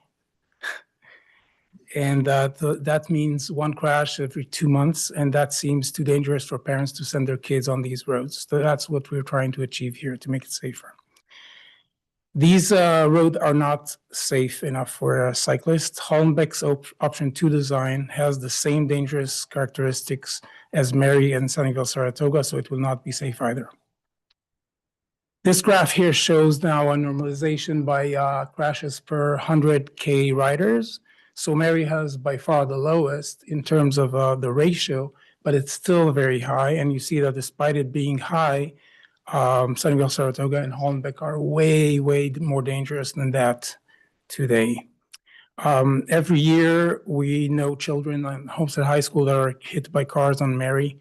So this is not palatable for parents to send their kids either.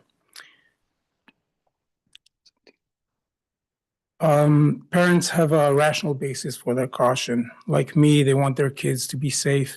And here are the crashes by age. You see that our kids are the most vulnerable group there, and that hurts. According to Sunnyvale police records, in the majority of crashes on these. Thank you for your comment. I appreciate that.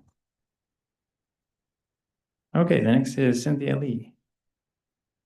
Seeming to be an unrelated presentation.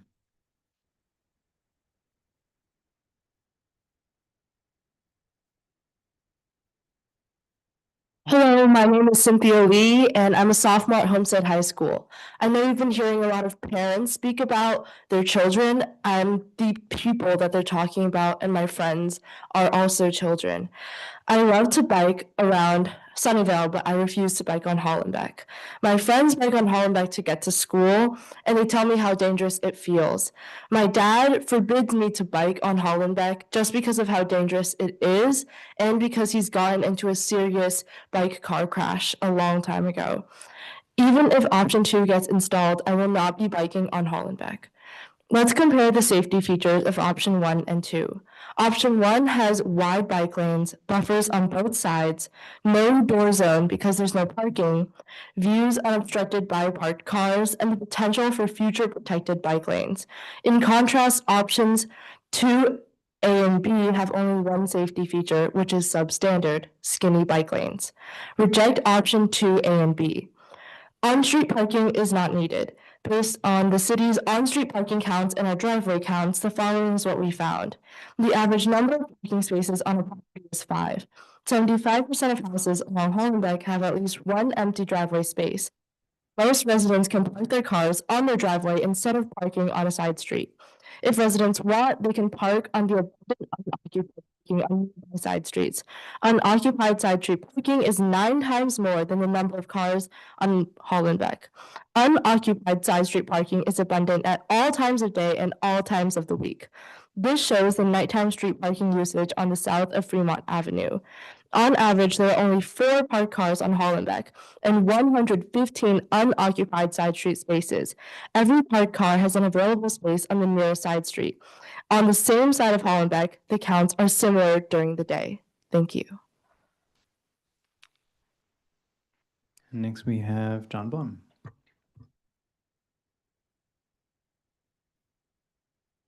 Hi, my name is John Blum. I live a mile from Hollenbeck, and due to disability, I ride a trike around Sunnyvale, which means if I get doored, it could take my head off.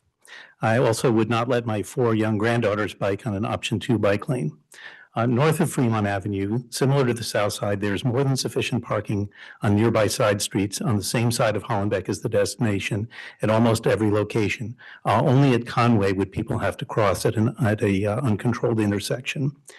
Regarding access for people with disabilities, 75% of the residents have an unused space in their driveway at night. Those that have more cars than can fit on their property, which is an average of 3 spaces in the driveway plus the 2 garage spaces, those people can make space by relocating 1 car to a side street. I've had experience with a disabled family member who lived in a place with no street parking and also much worse weather than Sunnyvale with lots of snow and rain. Taking a few minutes a day to rearrange cars in the driveway and garage was not burdensome to my family. Today, there is already more demand for bike lanes than for parking. On a daily basis, there are about 105 cyclists and only 39 cars. Hundreds more would bike on Hollenbeck if it were made safe. Sunnyvale has already set precedents for replacing on-street parking with bike lanes.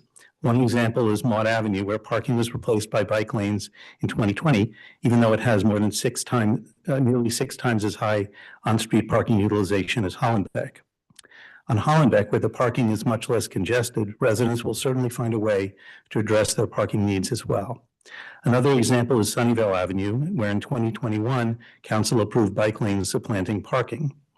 Maud and Sunnyvale can remove street parking according to install bike lanes, so there's no reason Hollenbeck can't. Thank you. And next we have Brenda Hall. Hello. I'm Brenna Hall, and I'm a Sunnyvale resident and parent of 2 kids ages 9 and 11. We do nearly all of our daily errands on our 2 cargo e-bikes, and our Strava data shows that we're Hollenbeck regulars. My 9-year-old attends Ellis and loves riding his bike to school every day. My 11-year-old used to bike to Ellis, but now that she attends SMS, her route to school requires her to cross El Camino and ride on Hollenbeck, and we simply haven't felt that it's safe enough to let her ride to school. I know multiple other parents in our neighborhood who feel the same way. I now have to take her to school in my car, and she's no longer has the independence of being able to ride. As we saw from the crash data in the earlier slides, kids really do need that larger margin of safety to protect them.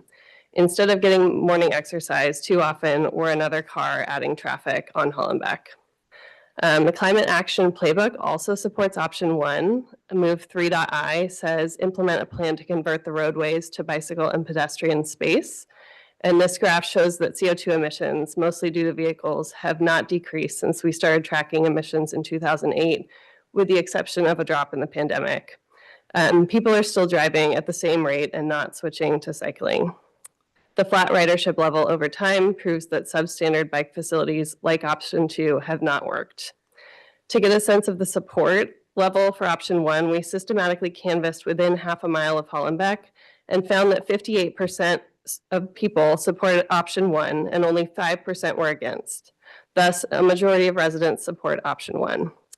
We'd like to make one last request. Please don't add left turn lanes to Remington. Doing so would cause a disappearing bike lane. And we finally ask that you choose option 1 as it's crucial for connectivity and it is the only safe option, and reject option 2 and B as they are dangerous. Thanks so much.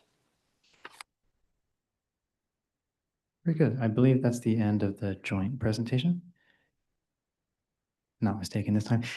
Since we have been here a little while and we have quite a few more people to get through, I think we're going to take a 5-minute break at this time. And then everyone who's, if I have your speaker cards, you will be heard. Don't worry, but we just need a little time to use the bathroom. And then we'll be right back to reconvene at,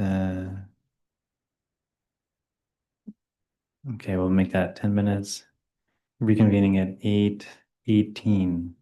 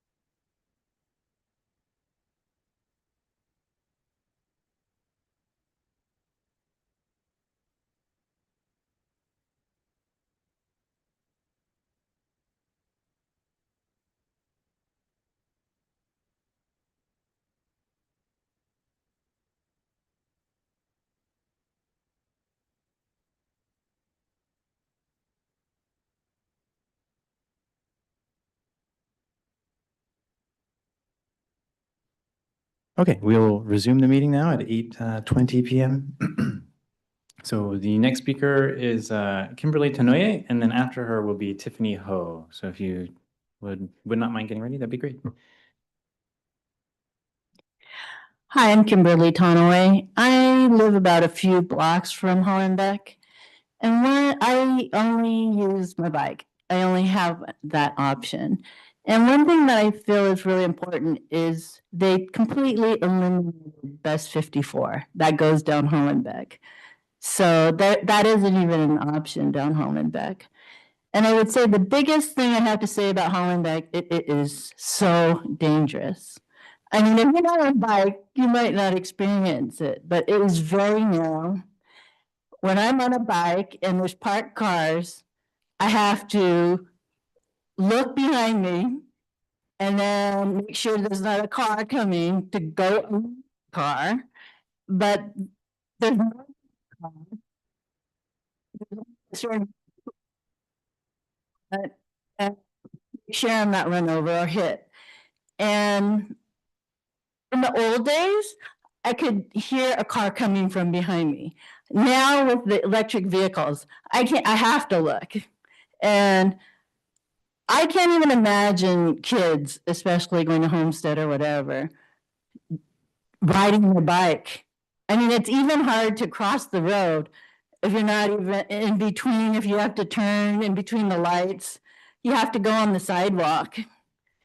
And I was talking to my sister because last night, who was in Berkeley, and just to end it, is I said, I feel for homeowners that would like to have parking. And I said, what do you think? And she said, they all have driveways, they have garages, and in Berkeley, safety's first. They don't even have driveways, and so teachers have to hike to class to teach. Homeowners they don't even have anywhere to park, and they have to hike. And I don't know, I just wanted to end with that.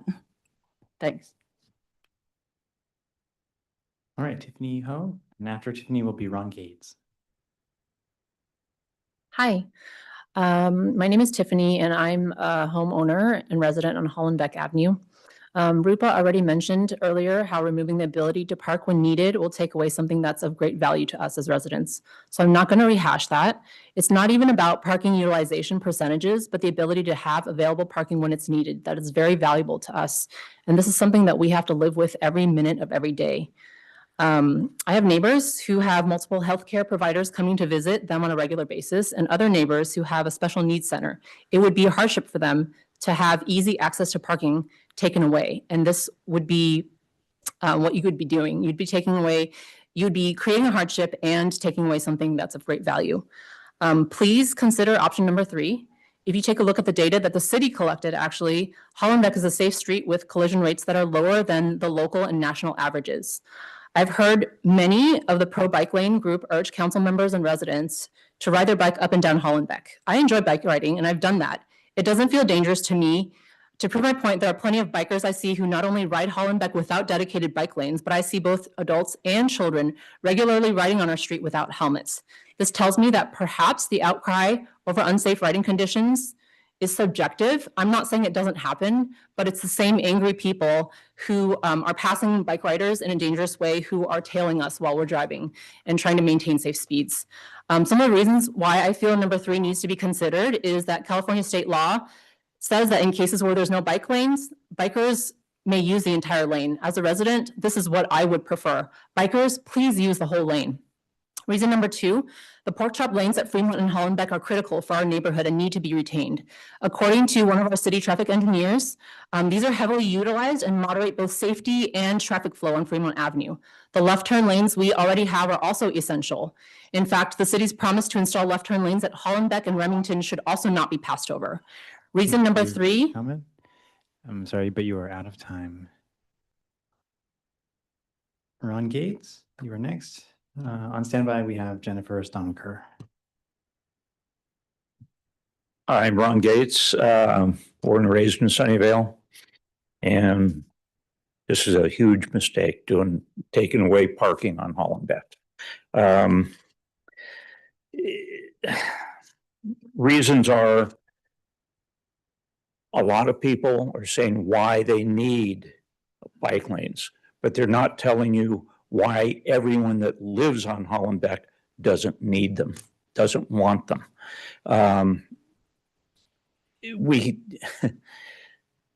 You can't have bike lanes and parking. It's not going to work. So options 2 and 3 will not work. You can try all kinds of other things. If people do take the parking away from Hollenbeck, they're going to be on all of the lateral streets. Your vice mayor had to recuse herself from a meeting about the bike lanes because she lived off a Cascade within 1,000 feet. So they're worried about, city attorney is worried about people parking up to 1,000 feet on lateral streets. There isn't room for all of that. It's not going to work. I give up. No, I don't even know what else to say. I'm very frustrated. People just want what they want. And they don't care about what's going to happen to everybody else that lives on Hollenbeck. And they're worried about it on the days that they ride. I'm sure most don't ride in the middle of December and January when it's cold and rainy and miserable. Thank you. You're out of time. We appreciate your comments.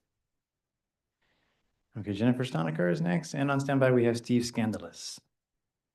Hello, my name is Jennifer, and I live one street over from Hollenbeck, so my house will be impacted by the parking. We won't lose our dedicated spaces in our driveway, but we will lose our on-street parking to other people parking there on the lateral streets.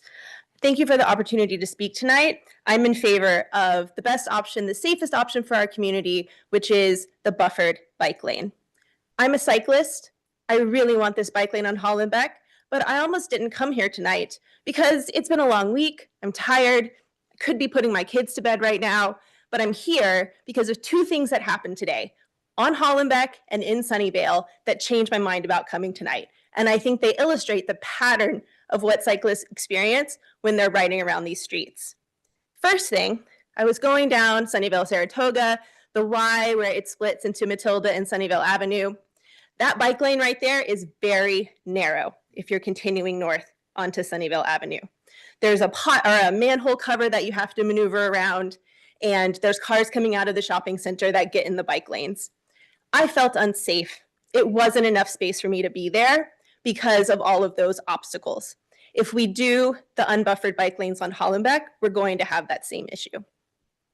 Second thing that happened, 15 minutes later, I was coming back down Hollenbeck, which I do ride all year long. I love riding my bike. And I had to take over the lane to avoid a parked car. A car zoomed past me, going at a very rapid rate of speed for saving what, 5-10 seconds, and put my life in danger, made me feel unsafe. Now, neither of these experiences show up in the official statistics about crashes, but they are something that cyclists face every day. And it is exhausting to be at risk like that. And so we need these safe buffered bike lanes. Thank you for your time. Okay, Steve Scandalous. Next is Emily Dana. On standby is Emily Dana.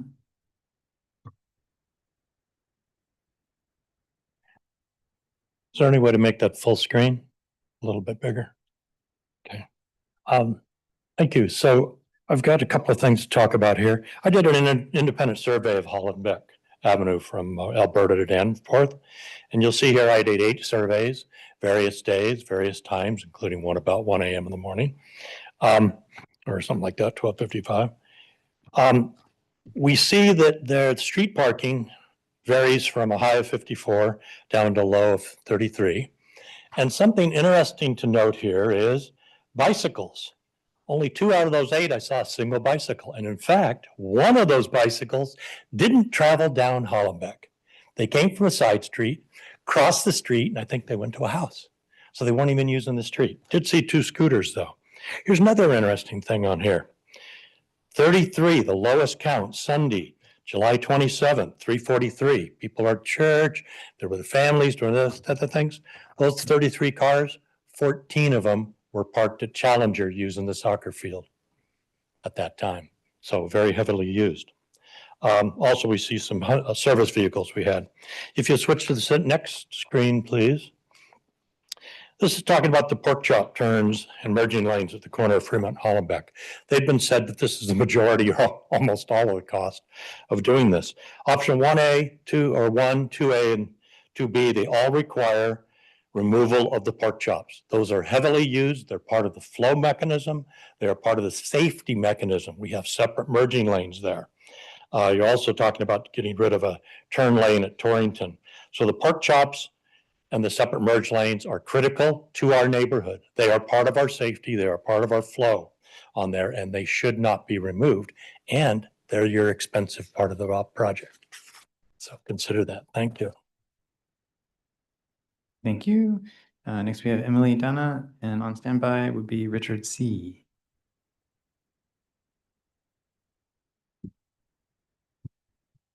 Good evening. My name is Emily Dana. I have been a Sunnyvale resident for 13 years, and I live on Orange Avenue, which is a few blocks east of Hollenbeck. I would like to speak in favor of option 1, as it is the only option when I would feel safe to bike on Hollenbeck. I hear a divided community in this meeting and previous meetings on the topic, simplifying on the one hand, people who already bike or want to bike more are in support of option 1, and cite the many benefits of biking and the necessity of buffered bike lanes for safety.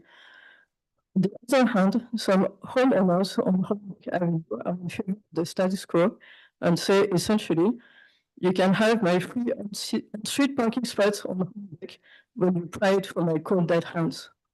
At least the majority agree that they don't like option 2. I'd like to reframe the discussion from this us versus them division. Safe bike lanes not only benefit bicyclists, they also benefit residents on the streets where bike lane exists, even if they don't bike themselves. A safe bike infrastructure means more bike traffic, and mechanically it means less car traffic. So this means 1, less local noise, as bikes are less noisy than cars. 2, less local air pollution, as bikes do not emit carbon dioxide, nitrogen oxides, particulate matter, sulfur dioxide, and other pollutants like cars do. And 3, higher home values as walkability and walkability are one of the top attributes people are looking for when buying a home. Hollenbeck is particularly suited for adding bike lanes as it serves 8 schools and 3 large parks, Las Palmas, Sierra Park, and to the south, Cupertino Memorial Park. This build safe bike lanes with option 1 so that kids can safely bike to school, families can safely bike to neighborhood parks. Thank you for your comment. I appreciate that. Okay, Richard C., you are next with Hans Bernhardt having another comment afterward. Hi, my name is Richard. I live on Hollenbeck Avenue. Kind of questions that I have is kind of like, why now, right?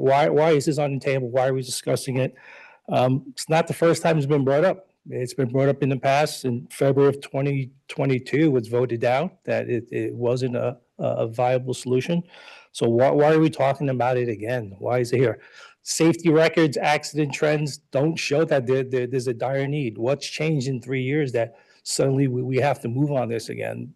None of the accident reports show a spike in the trend that there's a need for this. And what's the rush to do it? I mean, just listening today, it's kind of like, well, we might do the traffic calming later. We might do the bike lane now. Let's just take our time and do it right. Bike lanes with speeding cars doesn't make it a safer place for you guys. Cars doing 40 miles per hour flying by you, whether there's a bike lane or not, it's not a safer place. Everyone on the biking committee there is talking about how bike lanes make them feel safer, but are they actually safer when there's no speed controls?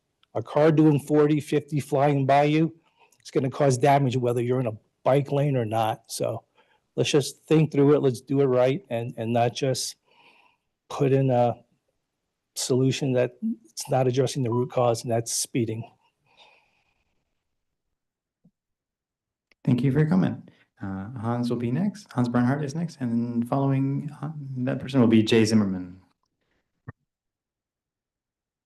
Thank you for hearing me again this evening. In regards to Hollenbeck, I will say I'm not a parent. I don't have kids that ride on Hollenbeck, but I, as an adult, do ride on Hollenbeck occasionally on my bike. Used to be a lot more often where I would go down Hollenbeck to Stelling to get to Cupertino and back. One of the things I'll say, keep things a little bit light, is I sometimes describe biking on certain roads as having to be a squirrel on a cat ranch.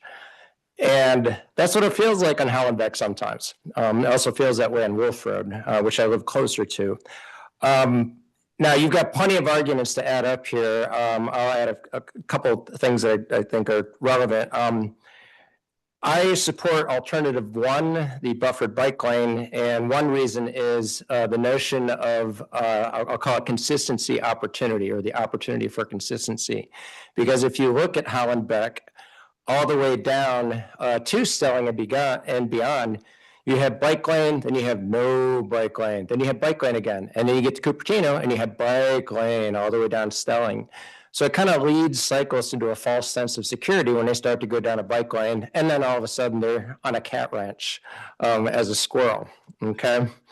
As for the other alternatives, I know I've said this before, I believe it was in front of you the last time. One of the options is putting sharrows on the road. And as I said, perfect for Halloween, sharrows are scare roads. They only invite interaction between cyclists and motorists, where if the motorists are unaware of or do not pay attention to the sharrows, it only endangers the cyclists that much more. So again, alternative one, support, and thank you very much. Thank you. Jay Zimmerman will be next, followed by Andy Yang.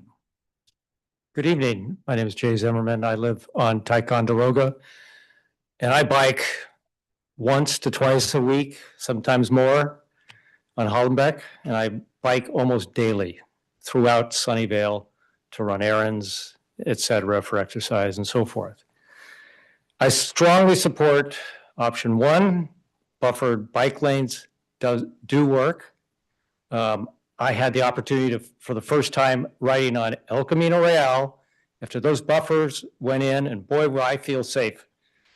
And I'm telling you, without those, I would never ride on El Camino unless I was on the sidewalk. So I strongly support option one. I use it regularly, and as you've heard from the community, it also, and more importantly, it supports Sunnyvale transportation priority use. What was it, 3.81, right, through 10, as I heard from Councilmember Beal.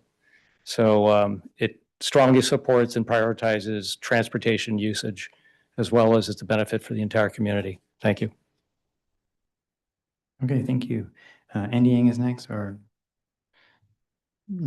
Okay, good. And then after that would be Ari Feinsmith.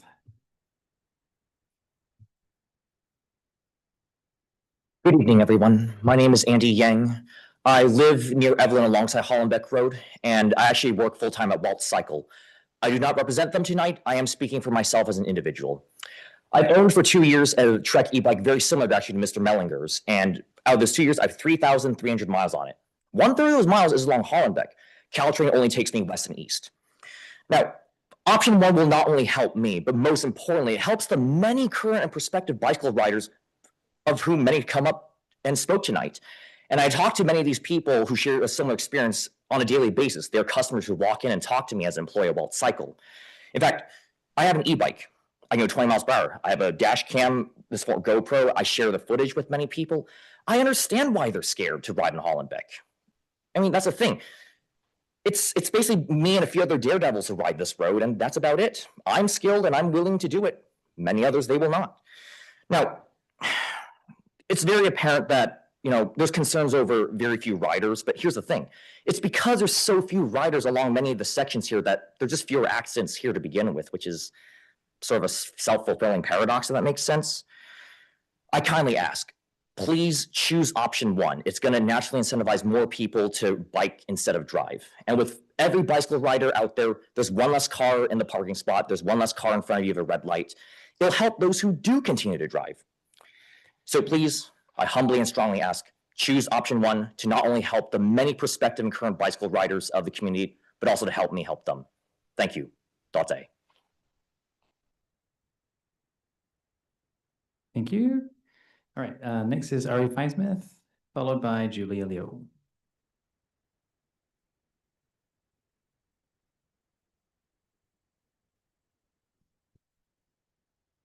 Hello. First, I'd like to thank city staff for all the hard work they put into this. This is a complicated project. We need to build option one.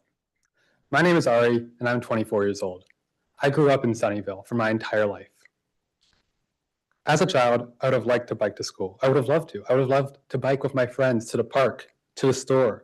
I had a dream of biking with my friends, biking and going on adventures and forming core memories with my bicycle and my friends. But that dream never happened because of Sunnyvale's poor bicycle infrastructure, such as the infrastructure on Hollenbeck. I was essentially trapped in my neighborhood. For generations, thousands of Sunnyvale youth, such as myself, have been robbed of that freedom. We can't undo the past, but we can change the future. We have an obligation to Sunnyvale's future children to make Hollenbeck as safe as physically possible. That's not sidewalks, that's buffered bike lanes. I want to add some demographic data to this. Demographic data shows that every year there will be at least 400 babies born within 1 mile of Hollenbeck. These babies will grow up, as babies do, and let's say half of them, 200, will want to ride their bikes. 200 children over every year for the next 50 years is 10,000 children who will want to ride their bike safely. 10,000 children who will want to bike on Hollenbeck. This section of Hollenbeck has an average of 39 vehicles parked on it. But what's more important, preserving the parking of 39 vehicles or the safety, the independence, and the empowerment of 10,000 children. Our children deserve safety. Our children deserve freedom. We must choose option one. Thank you. Thank you. Next is Julia Leo, followed by Brian Rice. Hello. I hope you will recommend to the city council that option one be implemented. I would not, nor want my loved ones to ride Hollenbeck with the other options. I live right behind Challenger School. Hollenbeck is our main avenue for the library and downtown. I choose to drive to those places because biking on Hollenbeck is scary. The last time I rode, as I was passing a parked car, a car decided to pass me while a bus was barreling towards us. Very traumatic, and I've never ridden on Hollenbeck ever since. I suppose I could go on Mary or over to Spinoza then back, but that would require much more effort and energy from me. So I choose to drive, even though I know that's not good for the environment.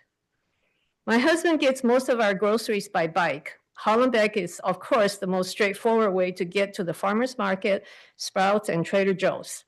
I always worry about him riding Hollenbeck. Our daughter and her family live next door to us. Her husband plans to start riding to work soon, as his workplace is moving to Sunnyvale downtown. Hollenbeck again. One more loved one to worry about. They have a new baby, and her daycare will be just behind Sarah Park. Wouldn't it be nice if we could feel safe enough to take her in a bike trailer to daycare? And of course, as she gets older, she'll need to bike on Hollenbeck too. On behalf of both families and all our bicyclists and future bicyclists, I ask that all of you recommend option one. Thank you. Thank you. Next up is Brian Rice, followed by Evan Jackson. Hello, honorable commissioners and staff. My name is Brian Rice, and I support option one, which is the buffered bike lanes and the removal of parking. I live on Remington at the corner of Remington and Hollenbeck, and my kids go to Cumberland. I'm an emergency room physician, a father, and a cyclist.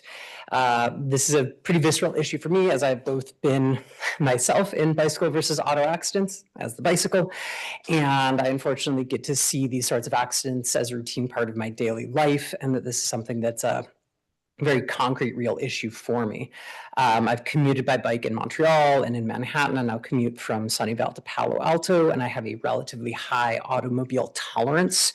But despite that, biking on Hollenbeck today, as others people have said, like I had another near miss event of someone speeding past me, cutting me off.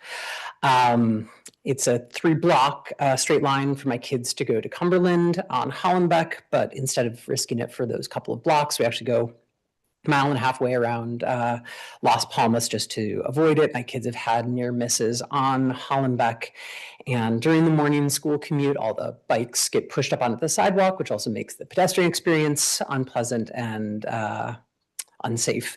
I am a homeowner, and this is my neighborhood. I am sensitive to the fact that option 1 has a great benefit to what I'm seeing, and that there are people here and people are not here that see the loss that can come to them of their parking spaces, of their convenience, of their way of life, and that's not a trivial thing. And I don't envy you having to weigh these pros and cons, but the pedestrian bike traffic already exists, and with the schools there, it is not going to disappear. All we can do is just continue to make it dangerous to bike. We can produce more unnecessary accidents, and we don't need to. The city has policies in place to prioritize the public good and the environment over parking. These are public streets, and I encourage the panel to choose human safety over parking spaces. Thank you. Next up is Kevin Jackson, followed by Cindy Hayes-Rupp. Good evening. Sunnyvale's transportation policies make it crystal clear that the fundamental purpose of public streets is to facilitate safe and efficient transportation. Any non-transport use should only be considered if it does not adversely affect the safety or utility of transportation users. With that in mind, your decision tonight should be an easy one. Alternative 1 is the only credible effort to comply with the letter and spirit of the city transportation policies, goals, and priorities. Alternatives 2A and 2B are grossly inferior with respect to the safety of the most vulnerable road users, and the only reason for them is to shoehorn street parking onto a street that does not have room for it. This is achieved by slashing, achieved by slashing safety margins to the bone for cyclists on a street where such measures are unnecessary and totally inappropriate, considering lane widths, motor vehicle speeds and volumes, and the youth cyclists riding to such destinations as schools and parks. Supporters of these alternatives should provide serious explanation of 3 things. 1, why removal of street parking would be such a hardship. 2, why there is no way to mitigate this impact with available off-street parking and other modes. And 3, why this concern should take priority over the safety of transportation users. None of these things has been established. Please give your wholehearted endorsement to Alternative 1. Thank you very much.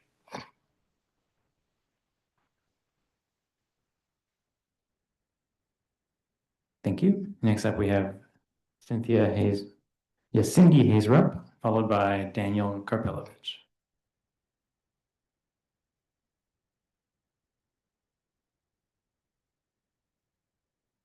Hello. It's a big room. I am here as a new member of this group that is Safe Streets. I've been I've been a resident of Sunnyvale for 25 years, 3 boys, purposely chose the house next to Homestead High School so we could walk to 3 schools, elementary, middle, and high school, avoid everything, but we didn't, of course. We still had to deal with crazy people driving on crazy streets at all times of, especially around commute time.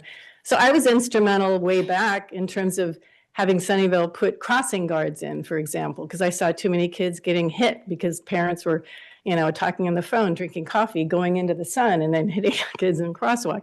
So it's a dangerous place to be. I'm an avid bike rider. I've ridden my bike. I'm an old person. I've ridden my bike probably all my life. But yes, when you're young, your freedom is your bike. You can't drive. And so you rely on having safe streets. I have ridden in Europe. I've ridden all over the US. I don't like Hollenbeck. And I don't like Bernardo. There's a certain part of Bernardo that is just ridiculous. So I'd like to see City of Sunnyvale be the shining star for the Bay Area in terms of making it a safe place.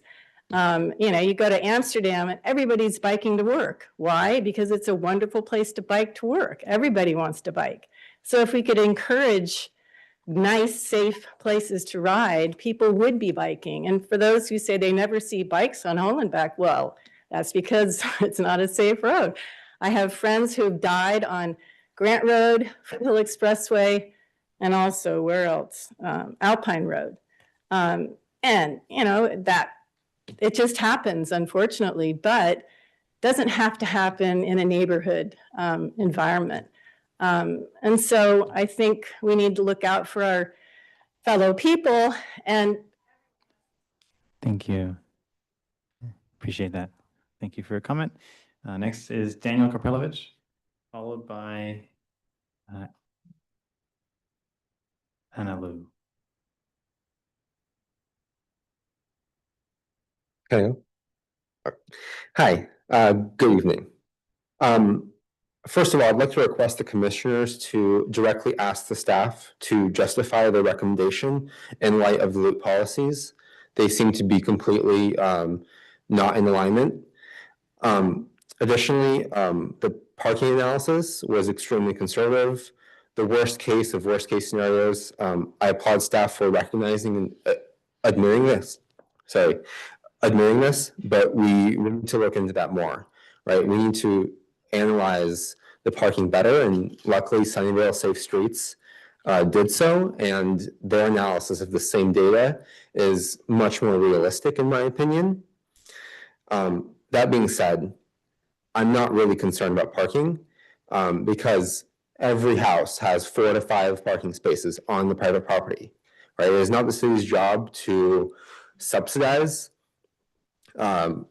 free parking on public land for people who frankly, if you can afford a house in this neighborhood on near or on Hollenbeck, you can afford, you don't need a subsidy, right? This isn't exactly a low income neighborhood. I myself live in a single family home. I do not buy vehicles that I don't have room to park on my own property. It's that simple. If you don't have room for it, why are you buying a car? Why are you buying a 4th or 5th or 6th car if you don't have room to park it? Bike lanes will actually make traffic flow smoother without bikes holding up traffic or parallel parking cars slowing down cars in the travel lanes. If we truly are prioritizing the movement and transportation, we need to be putting in bike lanes. Even if you're a driver, it will make traffic go better. I have personally been illegally passed over the double yellow line right into an oncoming car because I was in the lane, as some commenters have told me I should be. Thank you for your comment. Okay, we do have just 2 more speakers, but I will say that after the last speaker has spoken, we will not be accepting any more people raising hands online, just in the interest of time. And of course, at this point, it does not make sense to allow further speakers. So the next up would be Anna Lou. Yes, to be followed by Lauren Lou. Hey, I'm Anna, and I'm a high school student at Homestead. And I just want to say that our family has 3 cars and 3 drivers. We all come and go from home like at different times, so we need 3 cars, and we have 1 car that always parks on the street every single day.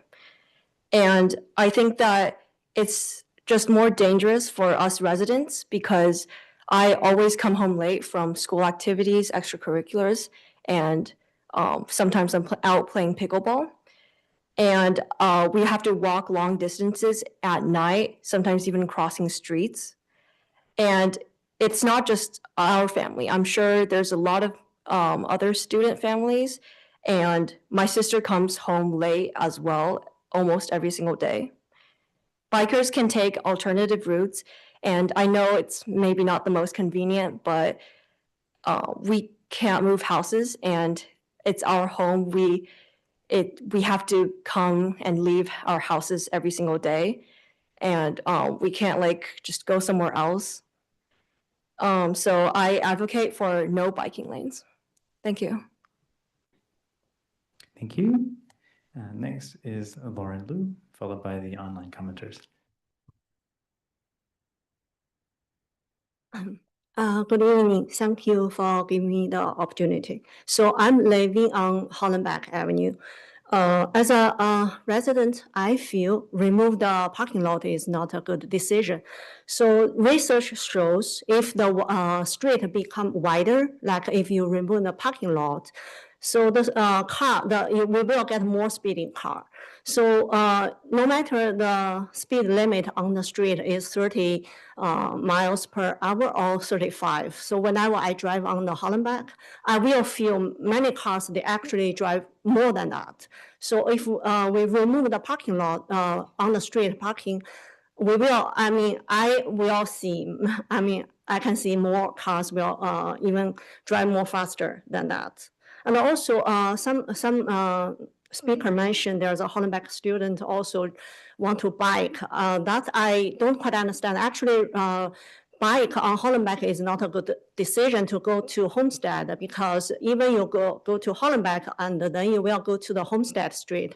That street even have higher speed limitation. So if you go to the Mary Avenue and then you will go to the go to the Homestead High School directly. That even safer for the student if they come to the Homestead. So also, we also talk about give the safer to all the, like not only bikers, also for the drivers and also for the pedestrians. If we have remove the street parking, so I think will be more people walking on the street. That also not a safe condition for the pedestrians as well. Thank you. Thank you. Staff, do we have any online speakers wishing to comment?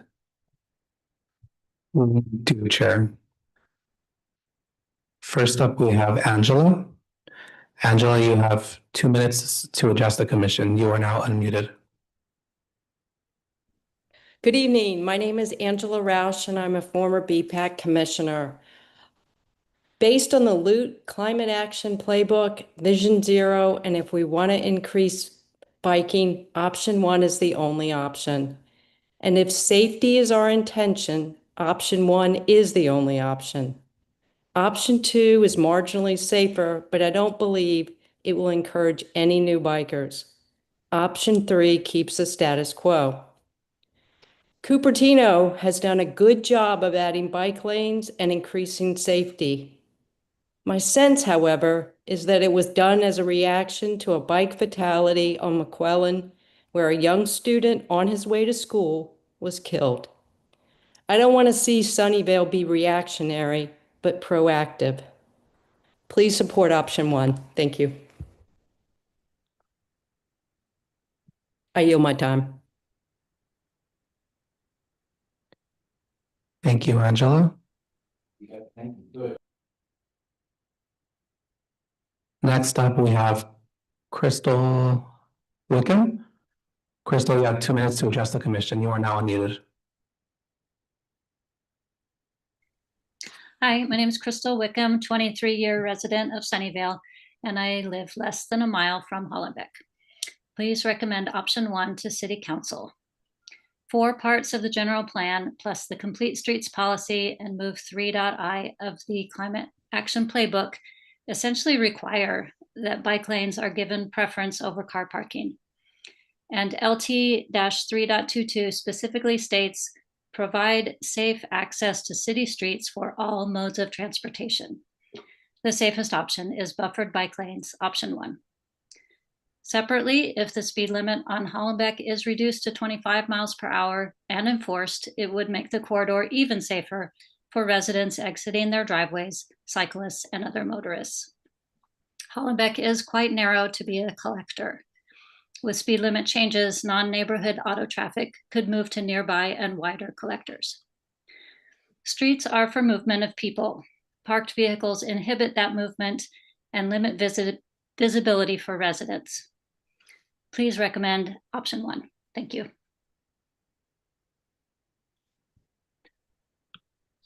Thank you, Crystal. Next, we have Lakshmi R. Lakshmi, you have 2 minutes to address the commission. You are now unmuted.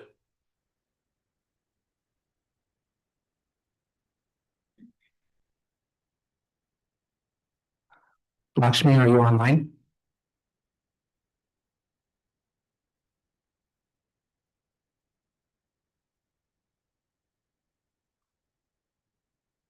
One more try. Lakshmi, you have 2 minutes to address the commission. Okay, moving on. Next up, we have Mark Lottie. Mark, you have 2 minutes to address the commission. You are now unmuted. Hi, my name's Mark Halady. I'm a 25-year resident of Sunnyvale. I'm a longtime cyclist, and I'm also the head coach of our local kids mountain bike cycling team called Black Mountain. I support option 1 along with the buffered lanes and no door zones for the benefit of the community. In my role as the cycling team coach, I take middle school and high school kids riding 3 times a week for 5 months out of the year. And every year I get a new crop of kids to teach about how to stay away from the door zone. Most kids never get to learn those skills. And even those who do usually don't have the skills to stay in the narrow sliver of the bike lane on the left edge that's away from the doors, but also not in traffic. Even those that can manage to stay in that sliver of asphalt are now scarily close to the current crop of distracted drivers who are texting and driving. For those reasons, I support bike lanes that are not next to parking and also have some buffering. Thank you.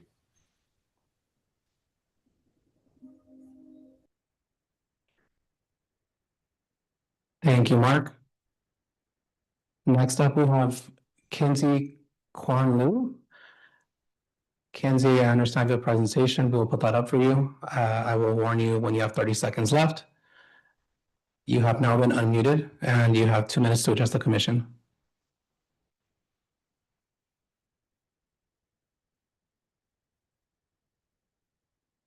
Kinsey, are you online?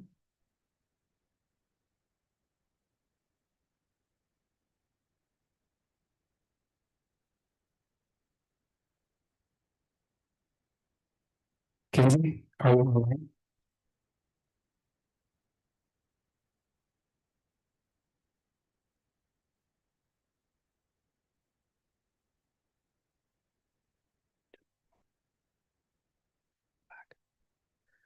Okay, we will try going back to Kinsey. Next up, we have Jen. Jen, you have 2 minutes to speak to the commission. You have been unmuted. Hi, can you hear me? Yes, thank you, Jen. Okay. I ask the commission, please do not remove parking from Hollenbeck. The folks that have been there and have purchased their homes with parking in the front. They were here first, and slowly, things are being taken away from residents, one thing at a time. Already, there's a north-south corridor for bike lanes along Mary Avenue and along Sunnyvale-Saratoga Road. This is in between. And I'm going to tell you, with those bike lane changes, especially on Mary, it gets clogged up at rush hour traffic. I'm in the neighborhoods. I drive along Hollenbeck. In the mornings at rush hour, there are no bikes. There are a lot of cars. And the reason that has happened is because Mary gets clogged up because of the bike lanes.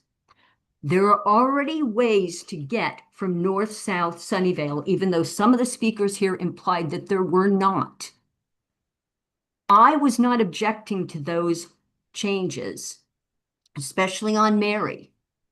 But this is over the top. You can't keep taking away from the residents and leaving for one or two bikes going along a road, which can go along Mary and can go along Sunnyvale Saratoga Road. And there are side streets and neighborhoods where they can go in between that very safely. There is no reason for this change, and we don't have the budget for this change as well. Please pay attention to the residents. It's difficult when garbage trucks are there. It's a mess. Don't do this, please.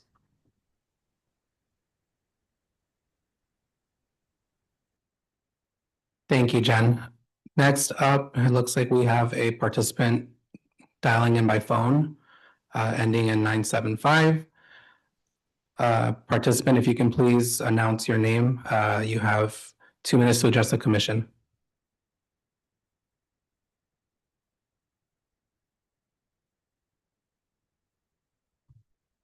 Hello. Hello, my name is Vivid. I'm a Hollenbeck resident. My request to the commission is to vote for option 2. The reason being, we have a very large. Oh, what happened? Are you still listening?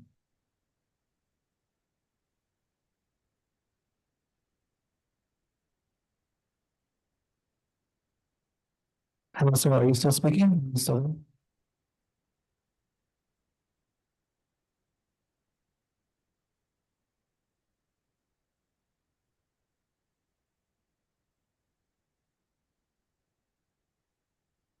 Sorry, I think I lost the line. Am I audible now, Commission? Yes, go ahead. Yeah, sorry about that. So I request the commission to please vote for option 2.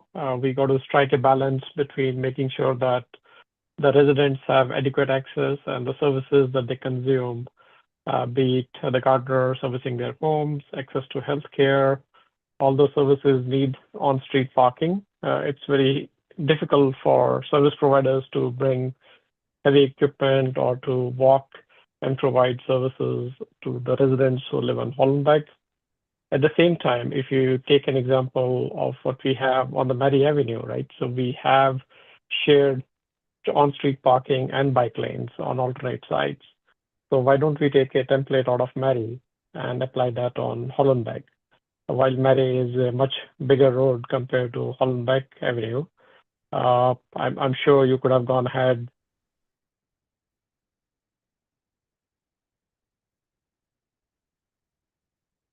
Looks like we may have lost him again. Lee, this time he appears to have dropped off the call, if I'm not mistaken. Staff, perhaps we can move to the next speaker. Thank you. Next up, we have Bjorn Grubalik. Bjorn, you have 2 minutes to address the commission. Hello, I'm Bjorn. I moved to Torrington Drive in Sunnyvale this past August from Mountain View. And for the past 5 years, my spouse and I have shared one car. So I commute to work by bike in Palo Alto. I have a almost 2-year-old son, and some days I take him to daycare on my bike.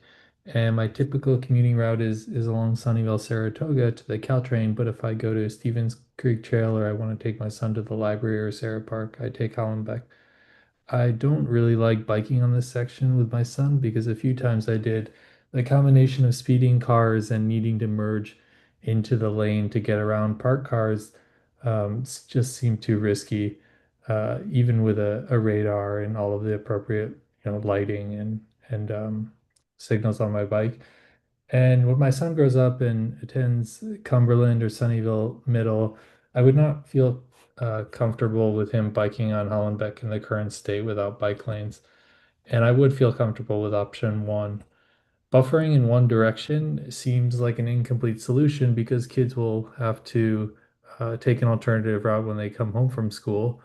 And I do understand the need for street parking in areas with dense housing or multifamily or mixed use commercial housing.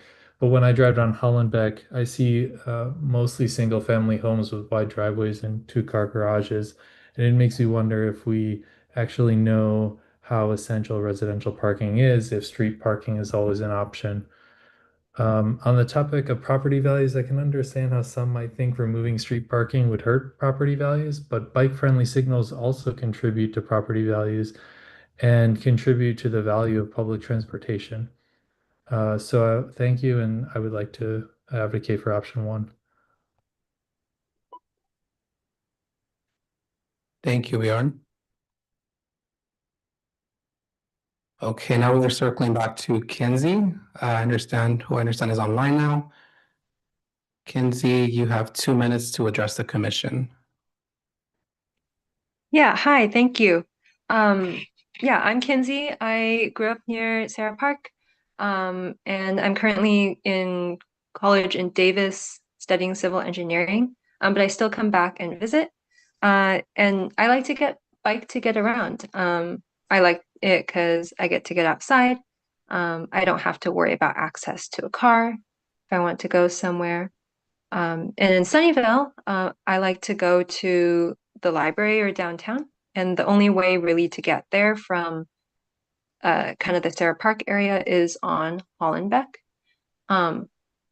And as a kid, I would bike on the sidewalk to go that way. Because as others have said, it's just really too dangerous to bike on the road. So I think it's great you're considering adding bike lanes. I support alternative one with the buffers and no parking. This is an example from Davis actually, and from the B Street one. And it's how Hollenbeck could look. And I picked this one because it's kind of like a narrower street, kind of like Hollenbeck. And so basically, I think if you're going to add bike lanes, put them in with a buffer, and that way you'll serve more of the population. Maybe my friends would bike too. Yeah.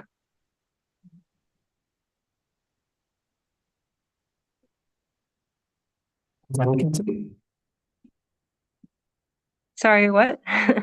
Sorry, was that the conclusion of your presentation?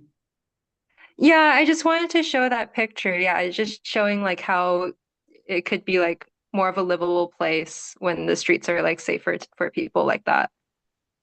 Perfect, thank you. Yeah, thanks.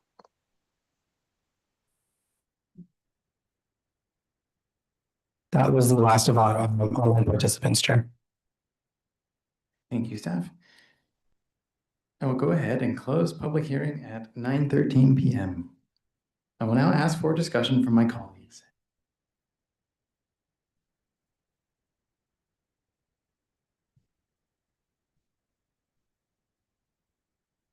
Yes, I'm sorry. Yes, my colleagues are raising their hands, so I'll take a look.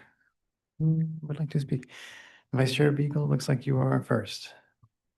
All right, thank you. I'd really like to thank all the members of the public that gave comment tonight. I have a question for staff. One resident expressed concern about emergency services being able to park in front of their house if parking was removed.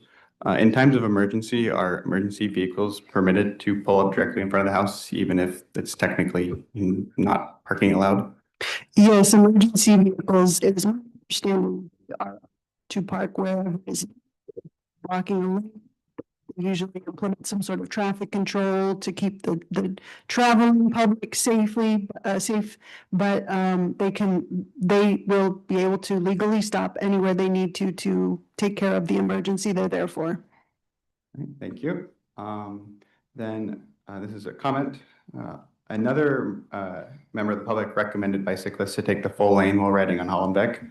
I'd like to call attention to the very recent experience of City Councilor Mellinger, who was recently hit by a car and had bones broken in both of his arms. This occurred on a very similar street, California Avenue, between the Caltrain tracks and Central Expressway. Councilor Mellinger was taking the full lane, and an impatient car attempted to pass him on the right in the parking lane, sideswiping him.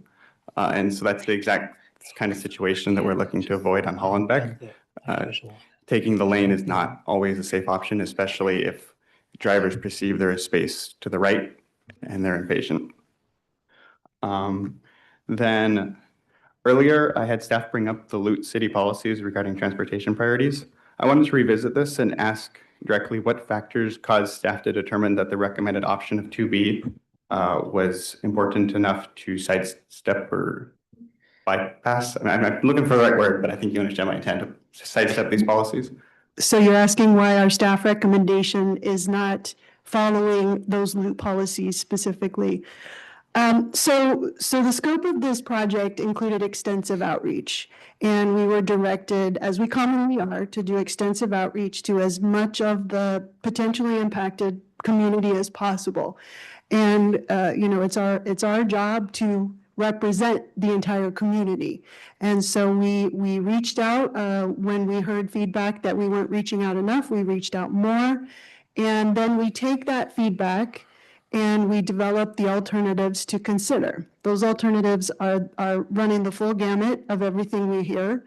Everything from obviously option 1 to option 3 that you're seeing tonight.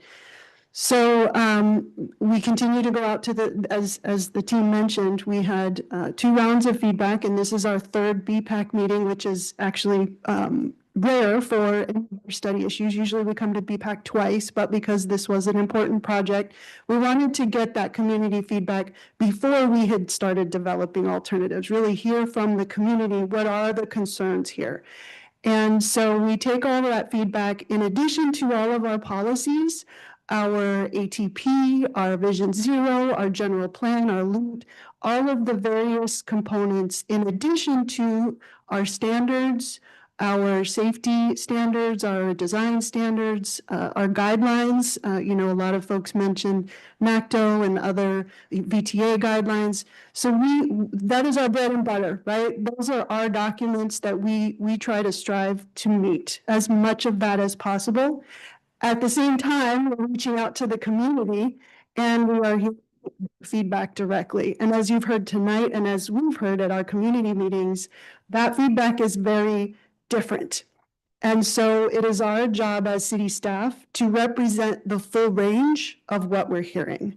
And the options that you have before you tonight, and the reason we added 2B was because we got some of that feedback that people were unhappy with 2A, with what we're now calling 2A. And so we take that feedback very seriously, and we're not here tonight to advocate for a specific alternative, even though we have a staff recommendation. That is our recommendation based on what we've heard from the whole range of the community. And so that is our attempt, having 2B be the option that we are recommending. That is our attempt at city staff to come up with a compromise that represents the whole range of feedback that we've heard through this whole study issue process. So that is why staff recommendation is 2B tonight. All right, thank you. That's insightful. Okay, moving on. One of the members of the public compared any decision to remove parking as taking things from the residents. I'd like to comment that unfortunately the space never belonged to the residents of these adjacent properties, even if they would like to believe it. Like, this is public property for all of the public. Alternative 1 and 2 would instead be returning the space to all residents of the city, not just the ones with cars to store on the adjacent public property. And then this is another question for staff here. I'm well aware that traffic calming is not part of the study issue, and I'm totally sympathetic with the concerns of speeding on the street, as I was raising in my questions before. Would we be permitted as the commission to recommend to city council anything that augments alternative 1 with priority for traffic calming to city council? And is this a decision that they could choose to make, or are we and they kind of stuck with the options that are presented by counts or by staff tonight? Like, So the options, the alternatives rather, that are presented in the RTC and are presented in the presentation, those are our attempt at the options that you could choose from. But there's always the possibility as the BPAC and ultimately as the council to develop your own alternative and that be your recommendation, whether it's one of our alternatives with an amendment or if it's your own, other type of option. You do have that ability. Okay. May I interject, Chair Wilson? Yes, Council Liaison Mellinger. Thank you very much. I will say that in respect to the Brown Act, I think that it would be best to not make recommendations on traffic calming per se, as that is not an agendized topic of this evening's discussion. There is a separate traffic calming process that is being worked through and that needs to be worked through on Hollenbeck, as we heard from staff earlier tonight. But I would be hesitant on any motion that included traffic calming, as it's not an agendized part of this discussion. Thank you, Council Liaison Mellinger. That's a good point.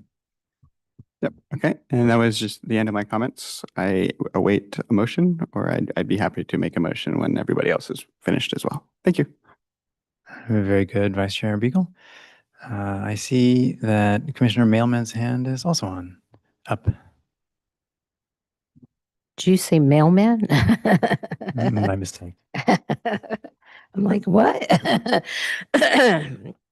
So, if you could reiterate for us, I think you had mentioned with respect to the traffic calming program, now that the City Council has approved residential feeders as part of that thing, you said that within the next 6 months that you would be initiating an actual study within the defined program of what a traffic calming analysis is for Hollenbeck. Is that correct? I don't recall if I gave a time frame for the traffic calming. I do remember. My memory's not what it used to be though. So caveat. I think you said that the process for analysis would be initiated within the next 6 months. Survey. Yes, exactly. Yeah. So the speed survey, I do remember saying within the next 6 months, we will have that prioritized so that we can do the analysis. And that is the first part of any sort of initiative that even looks at traffic calming. So the confusion, I think, is we now have 3 separate efforts going on Hollenbeck. There's this bike lane study. Right. There's the traffic calming study. And there's the update to the speed survey. So those are all independent of each other as far as process is concerned. So the speed survey is something that we legally have to maintain for everything that is not what's called prima facie, which is like local neighborhood streets that are automatically 25 miles per hour. Right. Everything else in the city, we have to maintain an updated engineering speed survey. So we're going to do Hollenbeck in the next 6 months. So that's a core service that we currently do. Then we have the traffic calming process, which we received we received like 5 or 6 requests from the community. We now have identified, and he was one of the speakers tonight, the main contact for that effort. So we're working with them on developing the study area and figuring out how to move forward with that process. So that is something that we're not waiting for 6 months to start. We're starting it now. Right. And we're coordinating with the residents who requested that now. Right. What I'm just trying to establish is that the traffic calming, would it require a study issue for traffic calming? No, traffic calming is a standard process. We've got to see forward regardless of any input we get tonight. All right, that's what I'm trying to clarify, because study issues have a different timeline, like a 2-year timeline and stuff like that. Correct. Yeah. Okay. With respect to, again, reiterate Vice Chairperson Beagle's comments that for the residents that the streets are for transportation. They are not for vehicle storage. That is the primary function of a street, is to move persons from one place to another. And though I understand that for X number of decades you've had that availability, times change and needs change. And the needs change with respect to the city is that we need to build the infrastructure that makes it safer for people who use transportation other than cars or motorized vehicles for that matter, to be able to use the same city streets safely.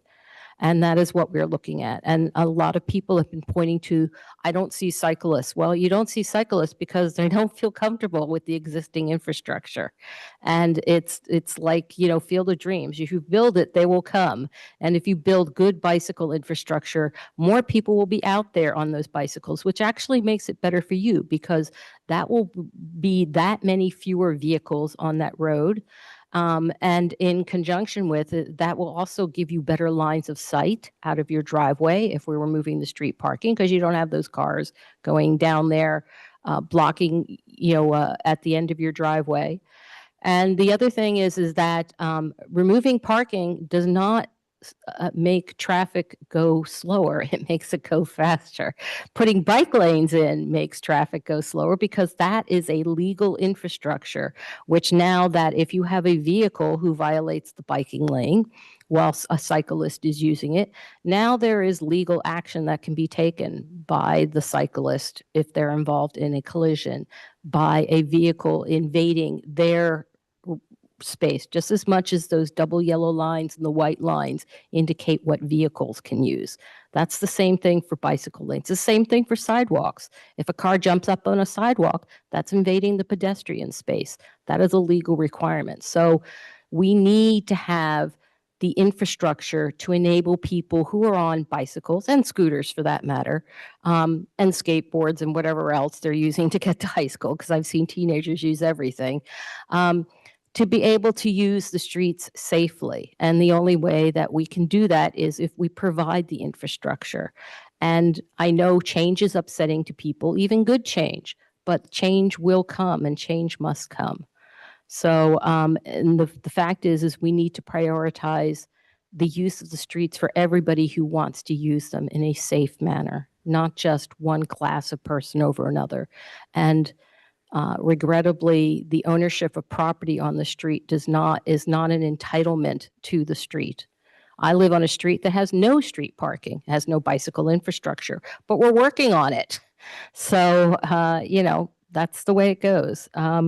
And with respect to that, and I'm not being flip about your concerns. I understand where they're coming from, but the fact is that this is a major route that we want to make safer. The alternatives are not as safe. As other people have pointed out, there are cars backed up on Mary because it is a larger and wider street. There is more vehicular traffic on that street. That's not a safe alternative for people. So the important thing is to make a safe, connected, usable network for everybody of all ages and all abilities to be able to use the streets that they are entitled to use in the most efficient way possible in terms of transportation. I That's the wouldn't end of want my anyone comment. I wouldn't want anyone to get the impression that this is an open and shut case, that the body is just simply already decided that cyclists are going No, we're not rubbing stamp. And this is my opinion that I'm talking about. This is my commentary. This is not speaking on behalf of the BPAC. This is what my view of the situation is. I'm a nurse and I've seen, you know, accidents, and I'm a cyclist and I'm a motorcyclist and I also like driving my car. But I also want to be able to go up and down the streets of the city and go north and south in the city as safe as possible and as comfortably as possible and enjoy your neighborhood, which is lovely.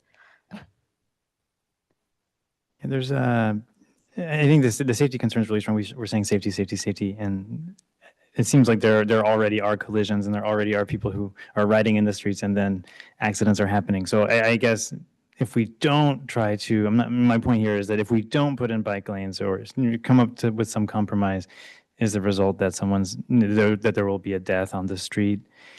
I think, like we said with the public, a member of the public brought up the example of Cupertino, saying that they seem to be taking a lot of actions because there might have been a very dire situation. It would be undesirable for Sunnyvale to follow suit and only after someone has died choose to improve the safety conditions that are in the streets. So I think preemptive action does make some sense. Sorry about that, but I should really, that was my comment, I guess, in response, but I see that Commissioner Ju has a hand raised as well to speak. Great, thanks.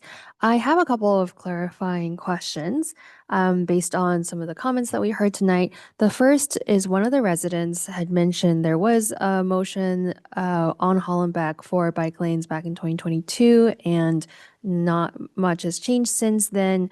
And I'm just curious, could you shed some light on how this study issue came to be again?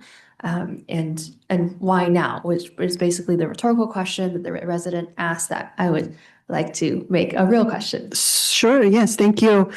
So I'm not aware of any item coming before an official body in 2022, but in 2020, we brought our active transportation plan. We got that adopted by council. And as part of that conversation, I believe it was a BPAC discussion about adding Hollenbeck into the ATP as some sort of bike facility. And as part of that analysis, the team working on that determined that, and you can find it in the ATP, and I believe the project team showed that on the slide referring to option 3, which is the maintain existing conditions. It shows that the ATP does not recommend any bike lane, with the few exceptions. There was one segment included, I think, was it class 3? Yeah, class 3. There was already an existing class 3 between Torrington and Fremont, and it recommends class 2 between the Dalles and Alberta. So thank you, Eric. I think that is perhaps the conversation that our public speaker tonight was referring to. And so you can go back and watch that discussion. I think the discussion happened both at BPAC level and at council level. So I believe that our final recommendation was based on prioritizing the city, other paths, and efficiency, safety, collision records. There was a ton of data, a ton of outreach associated with the ATP, and that was our what got adopted. So that, I think, is what that resident was referring to. As to your question about why now, and the resident's question about why now, I believe, well, this was a study issue, and I believe it was sponsored by BPAC, if I'm not mistaken. And so perhaps some of the other BPAC commissioners or council liaison Mellinger could shed some light about the reasoning why it became a study issue. And full disclosure, I'm learning a lot as I'm going on, because I forgot to announce I'm Angela Obeso. I'm the transportation and traffic manager, and so I'm learning the history of a lot of these things as we go through this. So I don't know if other commissioners or Councilmember Mellinger could shed some light on the why now, but it was a study issue. It got ranked above the line by council, and so we are now studying it. I can add some color on this because I am actually the author of the study issue. That said, I want to be very clear that my mind on this issue is not made up and will not be made up until after we've had a council public hearing on it. So I want to be very, very clear about that. After the passage of the active transportation plan, while a member of the BPAC myself, I proposed this study issue. It was, I believe, deferred for a few years until 2023, if I'm remembering correctly, when it was prioritized by council as part of the study issue workshop.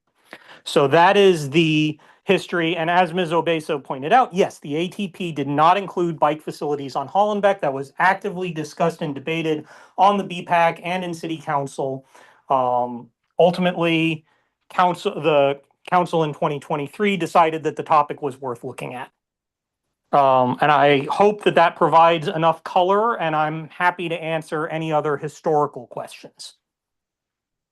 Great. Thank you, Councilmember Mellinger. My next question is about one of the issues that the petition to keep the status quo alternative 3 raised, which is trash pickup. So could you shed some light on how, if we were to implement bike lanes, how the trash would, or how residents would handle trash? Yeah, that's always a tricky topic. My understanding from our environmental services department, who manages our garbage and recycling compost collections, is it is a requirement for bins to be placed at the curb. And if there is no on-street parking, there's a bike lane there or a vehicle lane for that matter, it still needs to get placed there for their operations. So in cases like this, we try to help the residents figure out good ways. So we want to avoid them putting it on the sidewalk because then it's a pedestrian issue. And so the short answer is it goes against the curb. Great. And then my last question is about traffic calming, and you've already answered a lot of the aspects of it. I'm wondering, what is the timeline for if we adopted an alternative that requires construction and the two separate traffic issues are also ongoing? When is the earliest that you would see either a bike lane implemented if we went that route, and or a speed limit change if we went that route? So a speed limit change would happen as part of our engineering survey, and that will happen. We don't know if a change will be warranted or not. We have certain legal requirements before we can change a speed limit. So we'll go through that in the next 6 months or so. And so if that's warranted, that's when approximately that would either stay the same or change. For the traffic calming process, we have two stages, we call them, where we go through something that's not permanent elements to see if it meets certain thresholds. Then we'll go into stage 1. So we do data collection. Does it meet the thresholds? If so, we go into stage 1. We let stage 1 be there for 6 months. And then we do another round of data collection and see where are we at. If there's still an underlying speeding problem, then we move forward into stage 2, which is the more permanent elements. We're looking at, chicanes or curb extensions, things like that are in the toolbox. And then we go through the process of working with the residents to find out what works for them, how do we place it in ways that address the problem areas. We make a recommendation, we come before council, and then council will either approve, have comments, changes, or say, no, we don't want to move forward, or they can give us funding to build it, or they can say, look for grant funding. So there's all sorts of different what ifs through that whole process. That depends on whether it meets the data thresholds, what the data after the 6 months says, what council's action is. So there's no set timeline on that. It depends on the case-by-case basis. For this study, so we're going, as Eric mentioned, we're going to City Council on December 2nd to ask for public hearing, to ask for their direction on how to move forward to select an alternative. If they choose a build alternative, all of them are about $5 million in cost, assuming that they approve the scope as we've presented. If that's the case, we don't have $5 million just sitting there to do this project. So we would have to either receive $5 million appropriated by council, or we would, more likely what happens is they instruct us to look for grant funding and opportunities, maybe with other projects. For example, if we're already going out there, and we've been seeing this like on Homestead with the restriping of the part-time bike lanes out there, we aligned it with our paving or slurry seal projects, or Cal Water came through and did some projects that needed to be restriped. And so we try to tag on to other projects to make the cost more efficient and to get it done sooner. So that's something that we could look at here. But again, we don't have a decision, we don't have money. And so the timeline is up in the air until we have all of those pieces. Once we have funding, direction, then we can give you a very firm timeline. Great, thank you so much. I see that there are some new hands among my colleagues. Commissioner Bonet would like to speak. Thank you. This is a very attention-getting topic, shall we say. Lots of speakers for and against. And really, it's no matter how it comes out, should parking be removed on some parts of the street, it is important to recognize that this involves change and a perceived sacrifice. Change is difficult. Being asked to sacrifice for the greater good is not easy, and there are few who would volunteer for this. But it's easy, I think, too easy to see this as a zero-sum decision. The gains of some mean a detriment to others. I think a much better view is to recognize that the whole community can gain. We heard quite a few talks tonight about the adverse effects of high traffic volume. One resident of Hollenbeck commented that it sometimes takes 10 minutes to exit the house. And one of the goals of the city in increasing bicycle, pedestrian, and bus and diminishing car use is to make the city more environmentally friendly, but also it's more friendly to humans. We are a city of humans, not of cars. And the more attractive we make the city to bikers, walkers, scooters, fewer people will drive. More cyclists on streets increase collective safety of the cyclists by making drivers more aware of cyclists and encouraging, therefore, more cyclists. This is a virtuous circle. How many residents of a relatively busy street, a collector street, would be happier with more vehicle traffic versus happier with fewer vehicle traffic and more bicyclists? If you're sitting in your front yard and the traffic flow is very high, it's difficult to have a conversation with someone next to you because of the traffic noise. Sitting in the front yard and you see a flow of bicyclists go by, this is much more human experience. And I think the trade-off,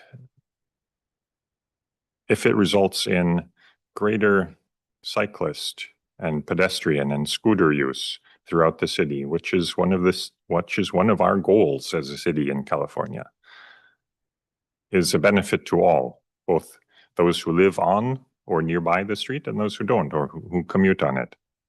So really it's important to look as a community, not as an us versus them, but what can we do to make Sunnyvale a better community? And I think this is one of the topics which is really important to that step. Thank you. Thank you, Commissioner Budde. We also have a raised hand from Commissioner Golakota. Thank you so much, Chair Wilson.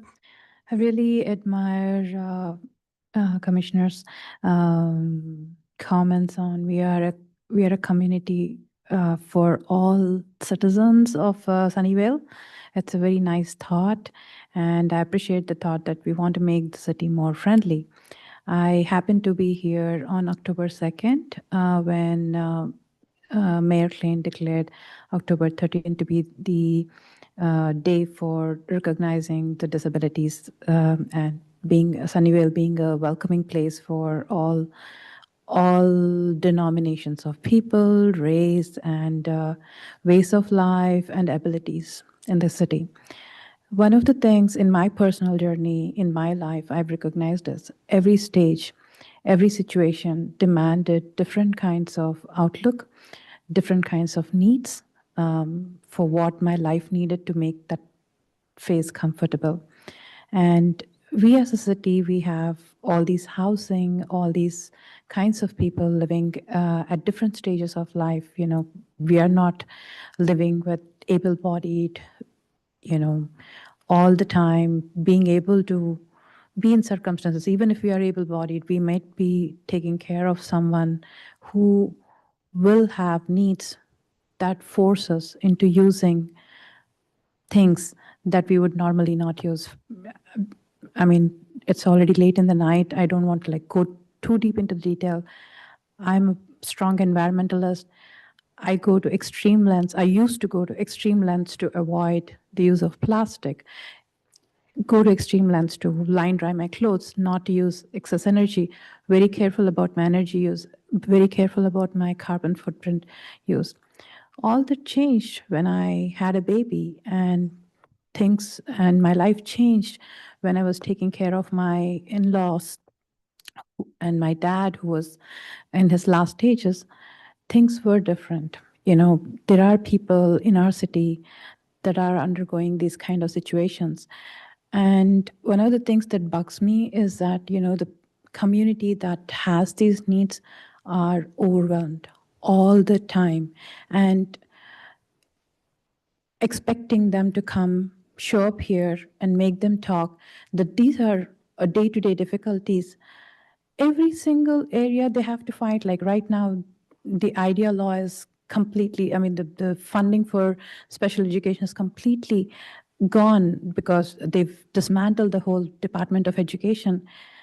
Where can people go and fight? How many fights can they fight?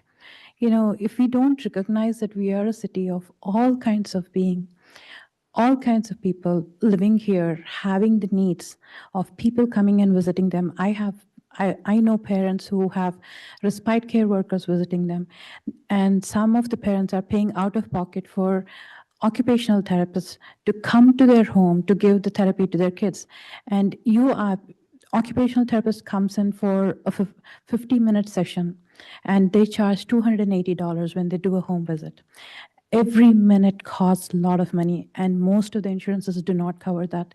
And we ask that the therapist park 10 minutes away and come and serve your kid, because you can't make space in your driveway because your kid has elopement issues. They have to park in their driveway, and then you ask the therapist to come there. They will reduce their time. You still have to end up paying that. Do we expect them to come and show up here and make the talk? I was talking to a parent this morning who has a kid with vision disabilities, and she was telling me how the therapist that came into her home this morning was already overscheduled, and she was 10 minutes late, and it is a 45-minute session. She already lost 10 minutes, and she has to go park somewhere else and come to her home. Some of these things are not feasible. The point that I'm trying to tell is that some of these suggestions that are made in a normal life are very feasible. Like right now for me, you ask me to park 10 minutes away, it's not a problem for me. My son is old enough, he's capable, he doesn't have any elopement issues. I'm perfectly fine. But that is not the case for a lot of people. I know these people. And I wonder, by making these changes, are we as a city saying that, hey, you know what, we want to be a very welcoming city for the environmental reasons, but, you know, your ways of living are not going to be environmentally friendly, so you're not welcome here? That is what I'm worried about. But in general, I do recognize that, you know, change is hard, but I mean, homeowners, normal homeowners will adjust to the remote parking. And I also recognize that, I also want to point out that, you know, making these lanes, if with remote parking becoming a class 4 bike lanes, is less likely to happen with so many driveways on the way. So I want our fellow commissioner to recognize that the dream of making these class 4 bike lanes, this is not the road for it. Maybe some other road can become a candidate for that. So this is what my comments are on this topic. Thank you. Okay. I will state that I do see a lot of hands from my colleagues. Is this because you have forgotten, or do you all have more things you would like to say? No one's being punished, but I'm just trying to get it. Okay, so Commissioner Melman, you can speak, please. So I was wondering if you could clarify for funding for traffic calming versus funding for a street for a project like installing bike lanes. The money for the process that you outlined, which is part of, I think you said it was included as part of overall city planning in terms of assessments and stuff like that. So does that mean, is there like some Department of Works budget for these kinds of projects set aside, or is it something that you have to go to council with each and every time and get appropriation for? The answer is yes. To both? So the initial data collection, receiving, working with the residents on the petition, the study area, and implementing stage one, which is the not permanent elements, that is included. We have a budget for that effort. Okay. I'd like to caveat that though with when council approved adding residential collectors, that was not included in our operating budget and our budget to implement signs and feedback signs, things like that. Right. And so we asked for additional budget, and we have a recruitment out right now for a traffic engineer to help run the traffic calming program because of the additional anticipated workload due to expanding it to residential collectors. So that up to stage one, and once we get that new staff person, that will be covered in our operating budget, our core services.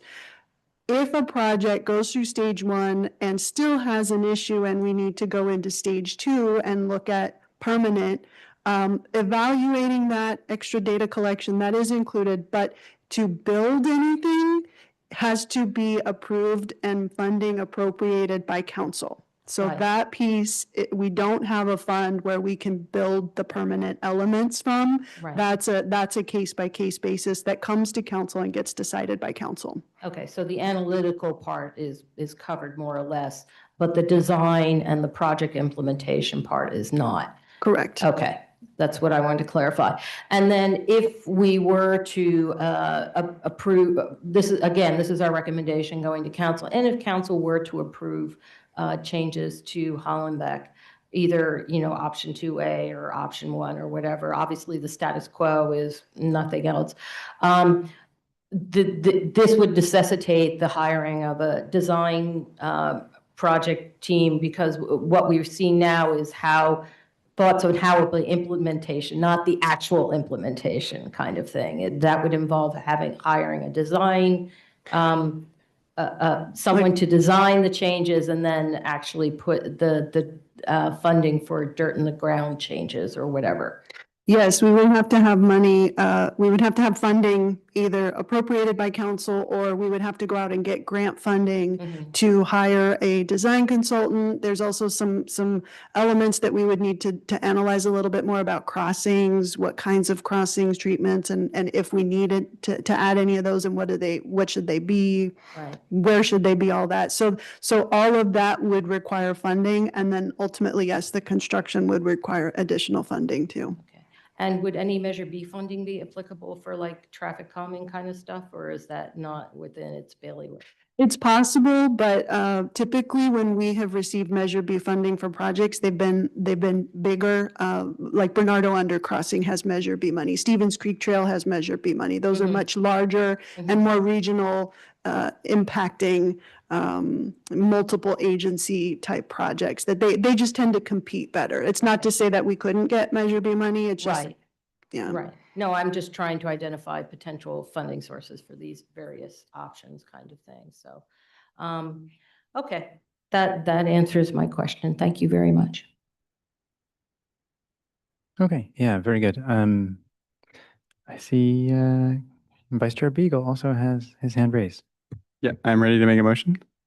Okay, before you do that, I think I'd like to say that, make a comment of my own, that it's an interesting topic, very contentious. And I, as we talk about this, whose usage of the streets is more meritorious, I think the question that there are currently people in this bicycling out there who are taking risks each time they go, and we could tell them they shouldn't be in the roads. If you're a child, you have no business being in the roads, and then if you're a child who dies, maybe we'll feel bad and then do something after that. But it maybe makes a little more sense to. Yeah, that's a good point. That's where I was going with that. Is that with no dedicated lane, a highly skilled rider could still find themselves under the wheels just because a driver looked away for a second. And it's very clear we could spend the money and then go ahead and put in a class 2 lane, which would almost certainly eliminate the let's say, neglectful near miss scenario. It takes, I would say, a larger error to sideswipe someone if there's paint separating you. So I might stir the pot a little by suggesting that the staff recommendation 2B would likely give us a great deal of safety if we're talking about eliminating 75 to 85% of the near miss scenarios that are currently happening on the road. I think 2B would do pretty handily at that. 2B is all over the city, and there are mostly not that many near misses, not certainly like you're seeing on Hollenbeck. Now, it's not as safe as measure as option one. We've heard a lot of arguments suggesting that option one is truly superior, yes, but does come with the loss of parking. So maybe I would encourage a little debate. Is this a time to go for the, let's say, low-hanging fruit and buy a good amount of safety, or is this a time to, let's say, alienate some of the residents by removing parking altogether and If putting I them may. greater safety? Someone can make a motion as to what option they want us to vote on. And then we can discuss, and it has to be seconded.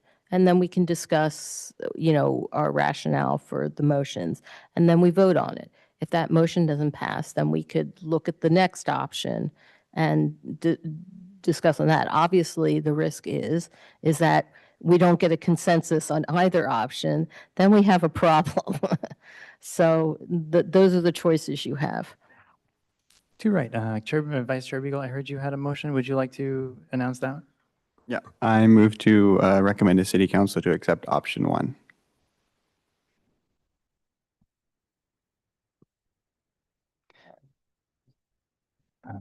Let's see. So we have Commissioner Bonet. I saw your hand before. Would you like to make a comment or to? I would like to second the motion.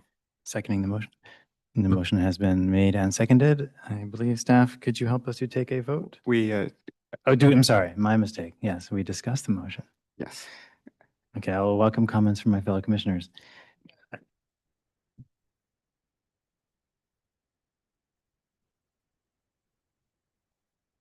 So my motion maker, would you like to speak to your motion? I would. Thank you. Okay. So from my perspective, option one is the only option in alignment with city policy. The loot policies that I had staff pull up and read from earlier in the meeting. You don't measure the demand for a bridge by counting the number of people swimming across the river. If the current usage of this corridor is low, but artificially deflated by the safety of the corridor. By providing the safety features that are necessary for this corridor, you will see a massive increase in the usage of it. This is a vital corridor for children doing their daily activities and attending school. The vast majority, I think all but one, I could be wrong on that, but I'm pretty sure it's all but one of the houses on this corridor have a two-car garage and a driveway. There is no alternative north-south corridor that is viable. This option one would provide a continuous bike lane connecting Hollenbeck and El Camino Real on this road. And then I'd like to say I'm completely sympathetic to any concerns about visitations to households, especially those in the disabled community. But we're discussing a scenario where, one, the property does not have enough space in the garage or their driveway, and the nearby streets are full. Per the data that staff has recommended, that will be very rare, if ever. By and large, option one will improve the overall safety and accessibility of the corridor for our members of the public. I'd like to prevent more members of our community from becoming disabled. And per the data that staff has provided, I do not see this impacting those already in the group. Again, option one is the only viable option. Thank you. Okay, Commissioner Bonet, would you like to speak to your second of this motion? Yeah, I stand by my previous comments, and to address some of the concerns raised by the public that removal of parking will cause difficulties, especially, for example, those who may not be comfortable walking home at night. If other cars could, in the daytime, park away, and the last one to arrive gets the driveway spot, and this is a way around that. There is flexibility to be had if we all are willing to change a little bit, and if we're all willing to change, we will make the city better for everyone. Okay, thank you for your comments. Staff liaison, could you please conduct a vote, a roll call vote? Commissioners, please request to speak using the microphone now. I will unmute you when you are called.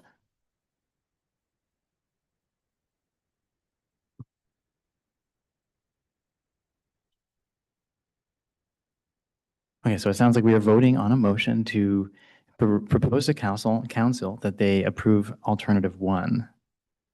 Oh, yes, option 1. Okay. Okay, Commissioner Bryan, Yes. Commissioner Zhu, Yes.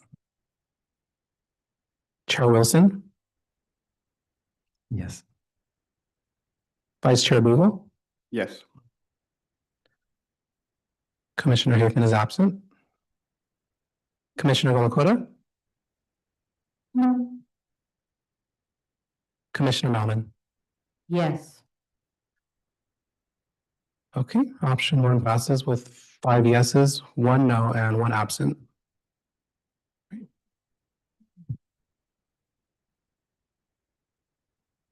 Okay, thank you very much, staff, for conducting the vote. We will now move on to item number 25-1011, the report and discussion of recent Santa Clara Valley Transportation Authority Bicycle and Pedestrian Advisory Committee meeting. Is there a report? Microphone, sorry. Yes, there is. Hang on a second. It was just up and then it just blipped. Just had it in my downloads here. Oh, thank you. That makes it easier. Okay. Last week was, well, I shouldn't say last week, the week before last was the Week Without Driving event, which surprised me because I hadn't heard of it. And apparently this has been going on for a few years now. It was from September 29th through October 5th. And so I was thinking that maybe next year our city could do a promotion of some kind. Maybe Sunnyvale could sponsor a challenge, city employees, trying to get to work without driving. Might be a nice way to advertise our hopefully new and more connected bicycle infrastructure. So can't just be the BPAC that bikes to bikes to meetings. So hopefully next year we can get this on the calendar and more awareness of it, because I wasn't even aware of it too. I had no idea. And so weekwithoutdriving.org is the URL, and hopefully we'll pay more attention to that and put that on our calendar for next year. VTA Better Bus Stop programs, they had basically nice things. There are now seating where there was none, which is always a good thing. Sheltered bus stops, nobody has to stand out in the blazing sun anymore waiting for a bus.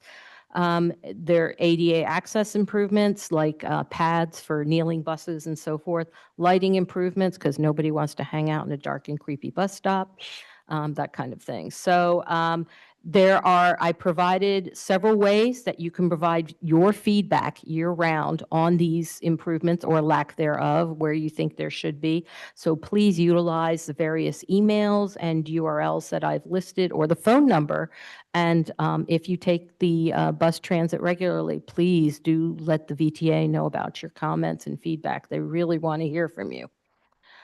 Okay, so the board of directors, if you could scroll down, please. Thank you. They authorized the GM CEO to enter an exclusive negotiation agreement with Eden Housing for a transit-oriented development project at the VTA River Oaks Administrative Campus. And so this is all in the early stages. So they're negotiating the terms of the agreements and options about long-term ground lease for phase 1 of the project. So hopefully this will be more low or subsidized income housing for people near transit centers within our county.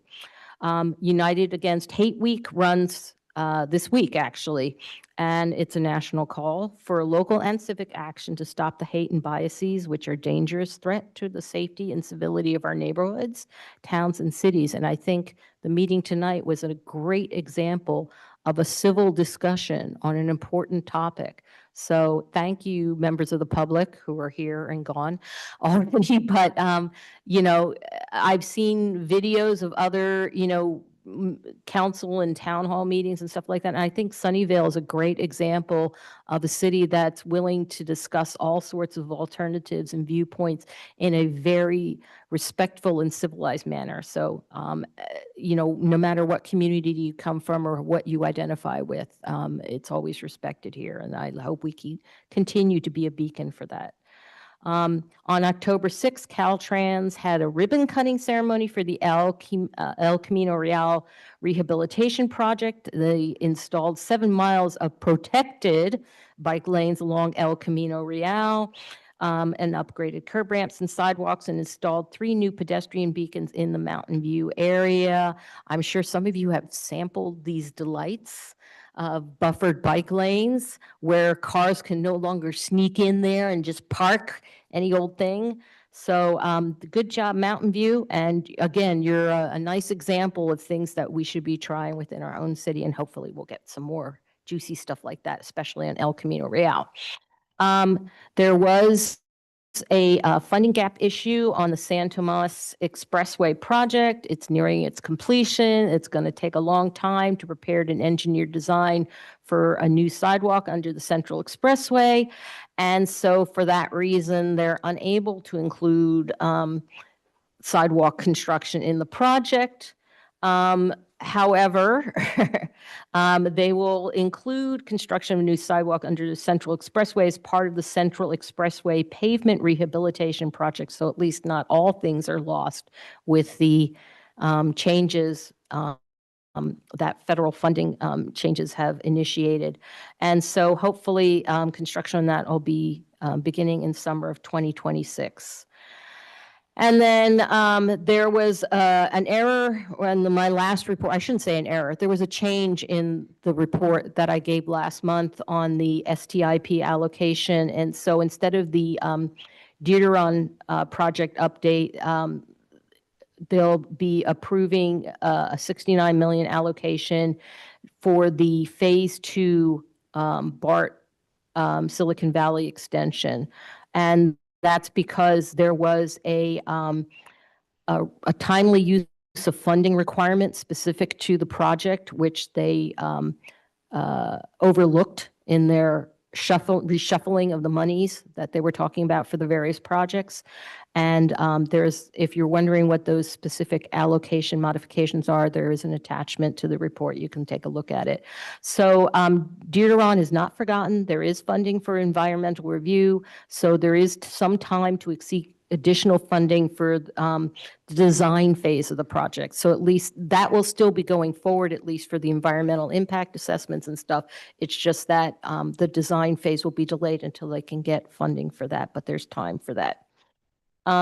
There was an overview by the county roads and airport staff, which I actually recommend you guys take a look at this because it's very interesting, the kind of hoops and twists and turns they have to go through and this is just for county roads, mind you. This is not for roads that are controlled by the city. So this would be things like Lawrence Expressway, which is a county road. I forget if Central Expressway is also considered a county road. Central Expressway, the expressways are all county road. So apparently encroachment permits are a big thing. So you want to know what the heck an encroachment permit is. I definitely recommend you take a look at the presentation. And also, if you want to find out if the road that you're on is a county road, you can do a search and find out who the road belongs to, which is important because one never knows whether it's a city or a county road. It depends, I guess, on what happens with the articles of incorporation of a city and its limits and all sorts of doodads. So just follow go to the, if you're a builder and you're doing parcel development or something, you go to the services section and you follow the clicks that I've listed on the report to find out if you are a county road or not. There was an update on the station access studies, Great Mall Transit Center. I think the big issue with Great Mall is that part of the drop off from the transit center to the Great Mall area itself, it's crossing the private road, basically, that's owned by the Great Mall to get to their facilities. So that's something, there is a report that will be due in January of 2026 for more specific information on it. So if you want to know more about it, go to that URL about the transit-oriented development projects and studies and what they're all about. Scroll down. I should beep maybe. Let's see.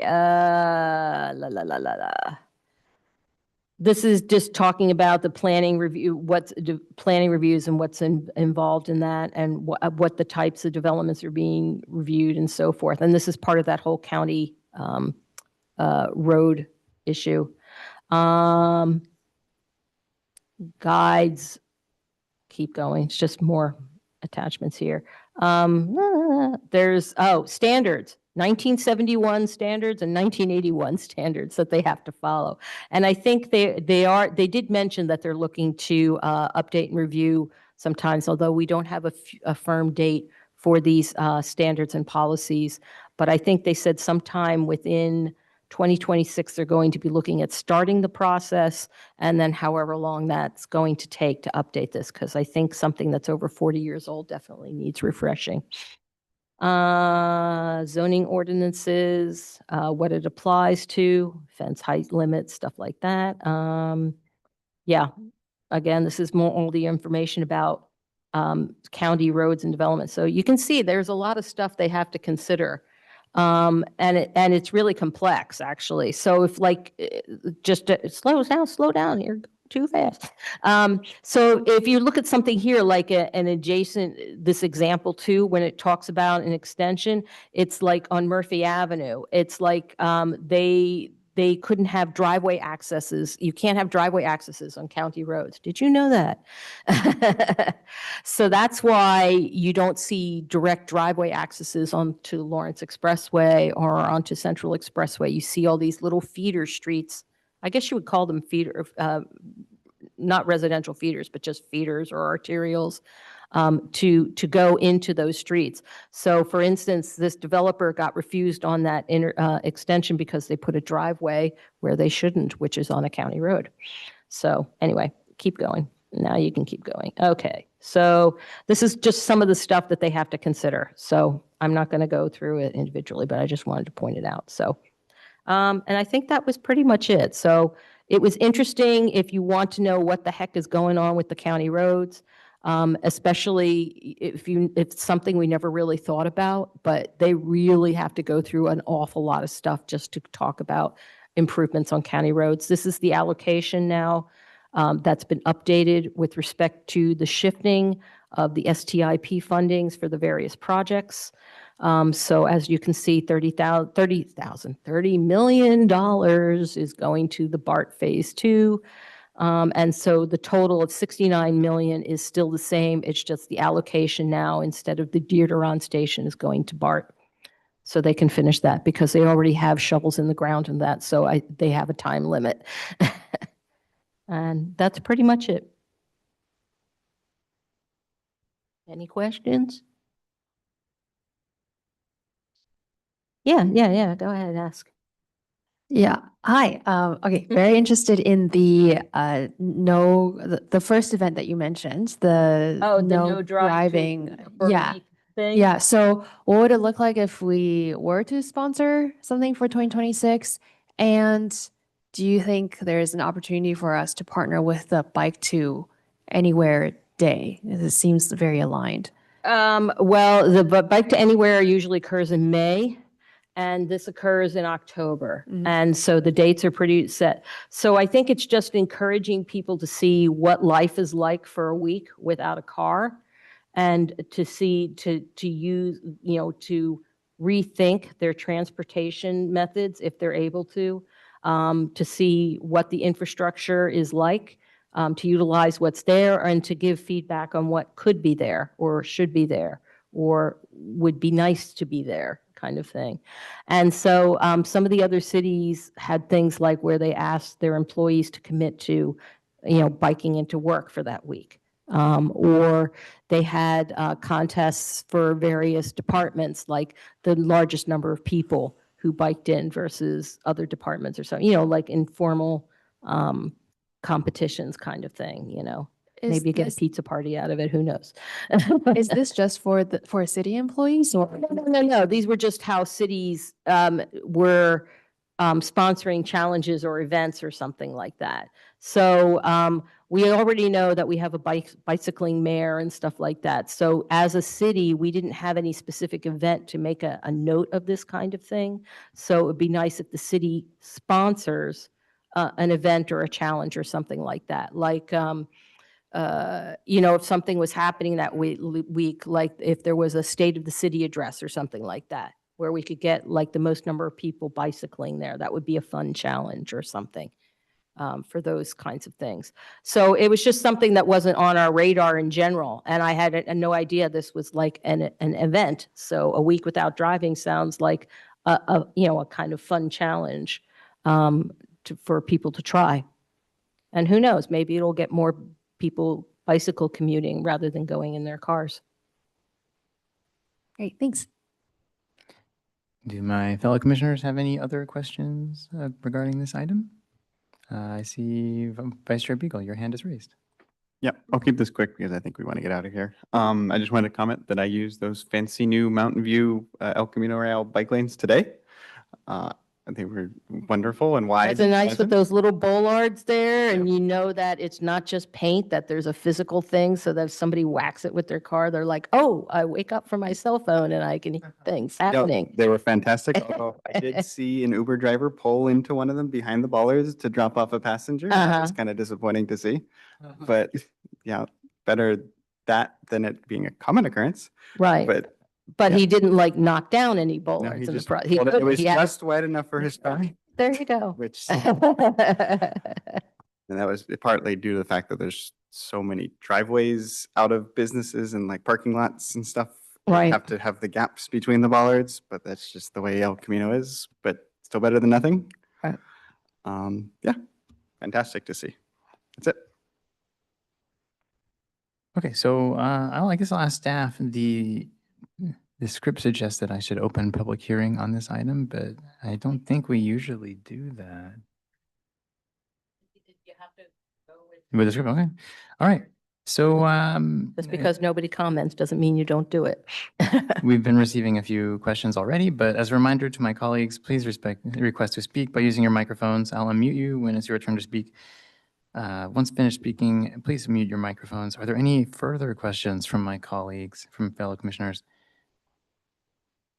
I see none.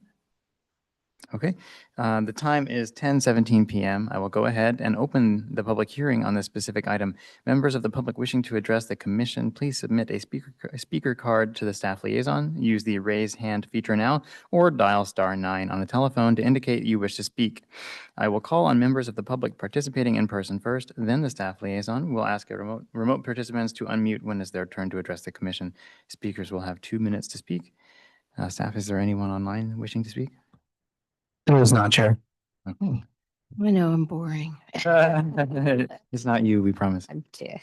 Let's see. So I will go ahead and close the public hearing at 10:17 p.m. I will ask for discussion from my colleagues. Any comments regarding their report? Okay. Go to Very Sunnyvale Crow good. Ride, October 25th. Fun, fun, fun. I will be wearing this bird on my head. That is funny enough. Okay, I think the next order of business is non-agenda items and comments. Are there any non-agenda items or comments other than the Crow Ride? I suppose not. Staff, do you have any non-agenda items or comments? Oh yeah, we do have a couple announcements we'd like to make. First of all, I think the East Channel Trail project. So there's a couple update on this one. Is a new community survey have been launched for the second phase of the East Channel Trail project. to rather in potential trail route alignment and crossing option. And there is an interactive web map that's also available on the project webpage for people to explore the trail area on the common. Additional, um, Additionally, staff will host a trail workshop on Saturday, November 1st from 10 a.m. to 2 p.m. along the segment between Door and Blythe Avenue. The event will provide the opportunity for the community to walk the proposed trail area, learn about the project feature, and share the feedback directly with the project team. Registration for the event is available on the project webpage. If you go into our webpage, you search it's General Trail on the webpage and it will show up. Okay, so next announcement. So next Thursday, as most of you know, there will be a joint study session with Sustainability Commission. It's gonna be here 7 p.m. At the meeting, they will give an update on the Climate Action Playbook 2025. So next, we have Caltrans Access Study. It's going to be packed for public hearing item next month, November meeting. And lastly, Brookfield Bernardo Traffic Study have an upcoming committee on October 30th at 6 p.m. It's going to be in Redwood. We have BPAC, hopefully. And also the survey for this study is up until November 3rd. So with that said, conclude my announcement. I don't know, Angela, you have any? Okay, with that, we conclude our staff announcement. Sorry. So with that said, we conclude the staff announcement for tonight. Thank you, staff. Okay, so next we just have our information-only items. Those are included in the agenda. Anyone online can see them. I won't read all of the codes. But that would being the last item, I will go ahead and adjourn the meeting at 10:21 p.m. And I want to thank everyone, especially the public, for their participation in tonight's meeting.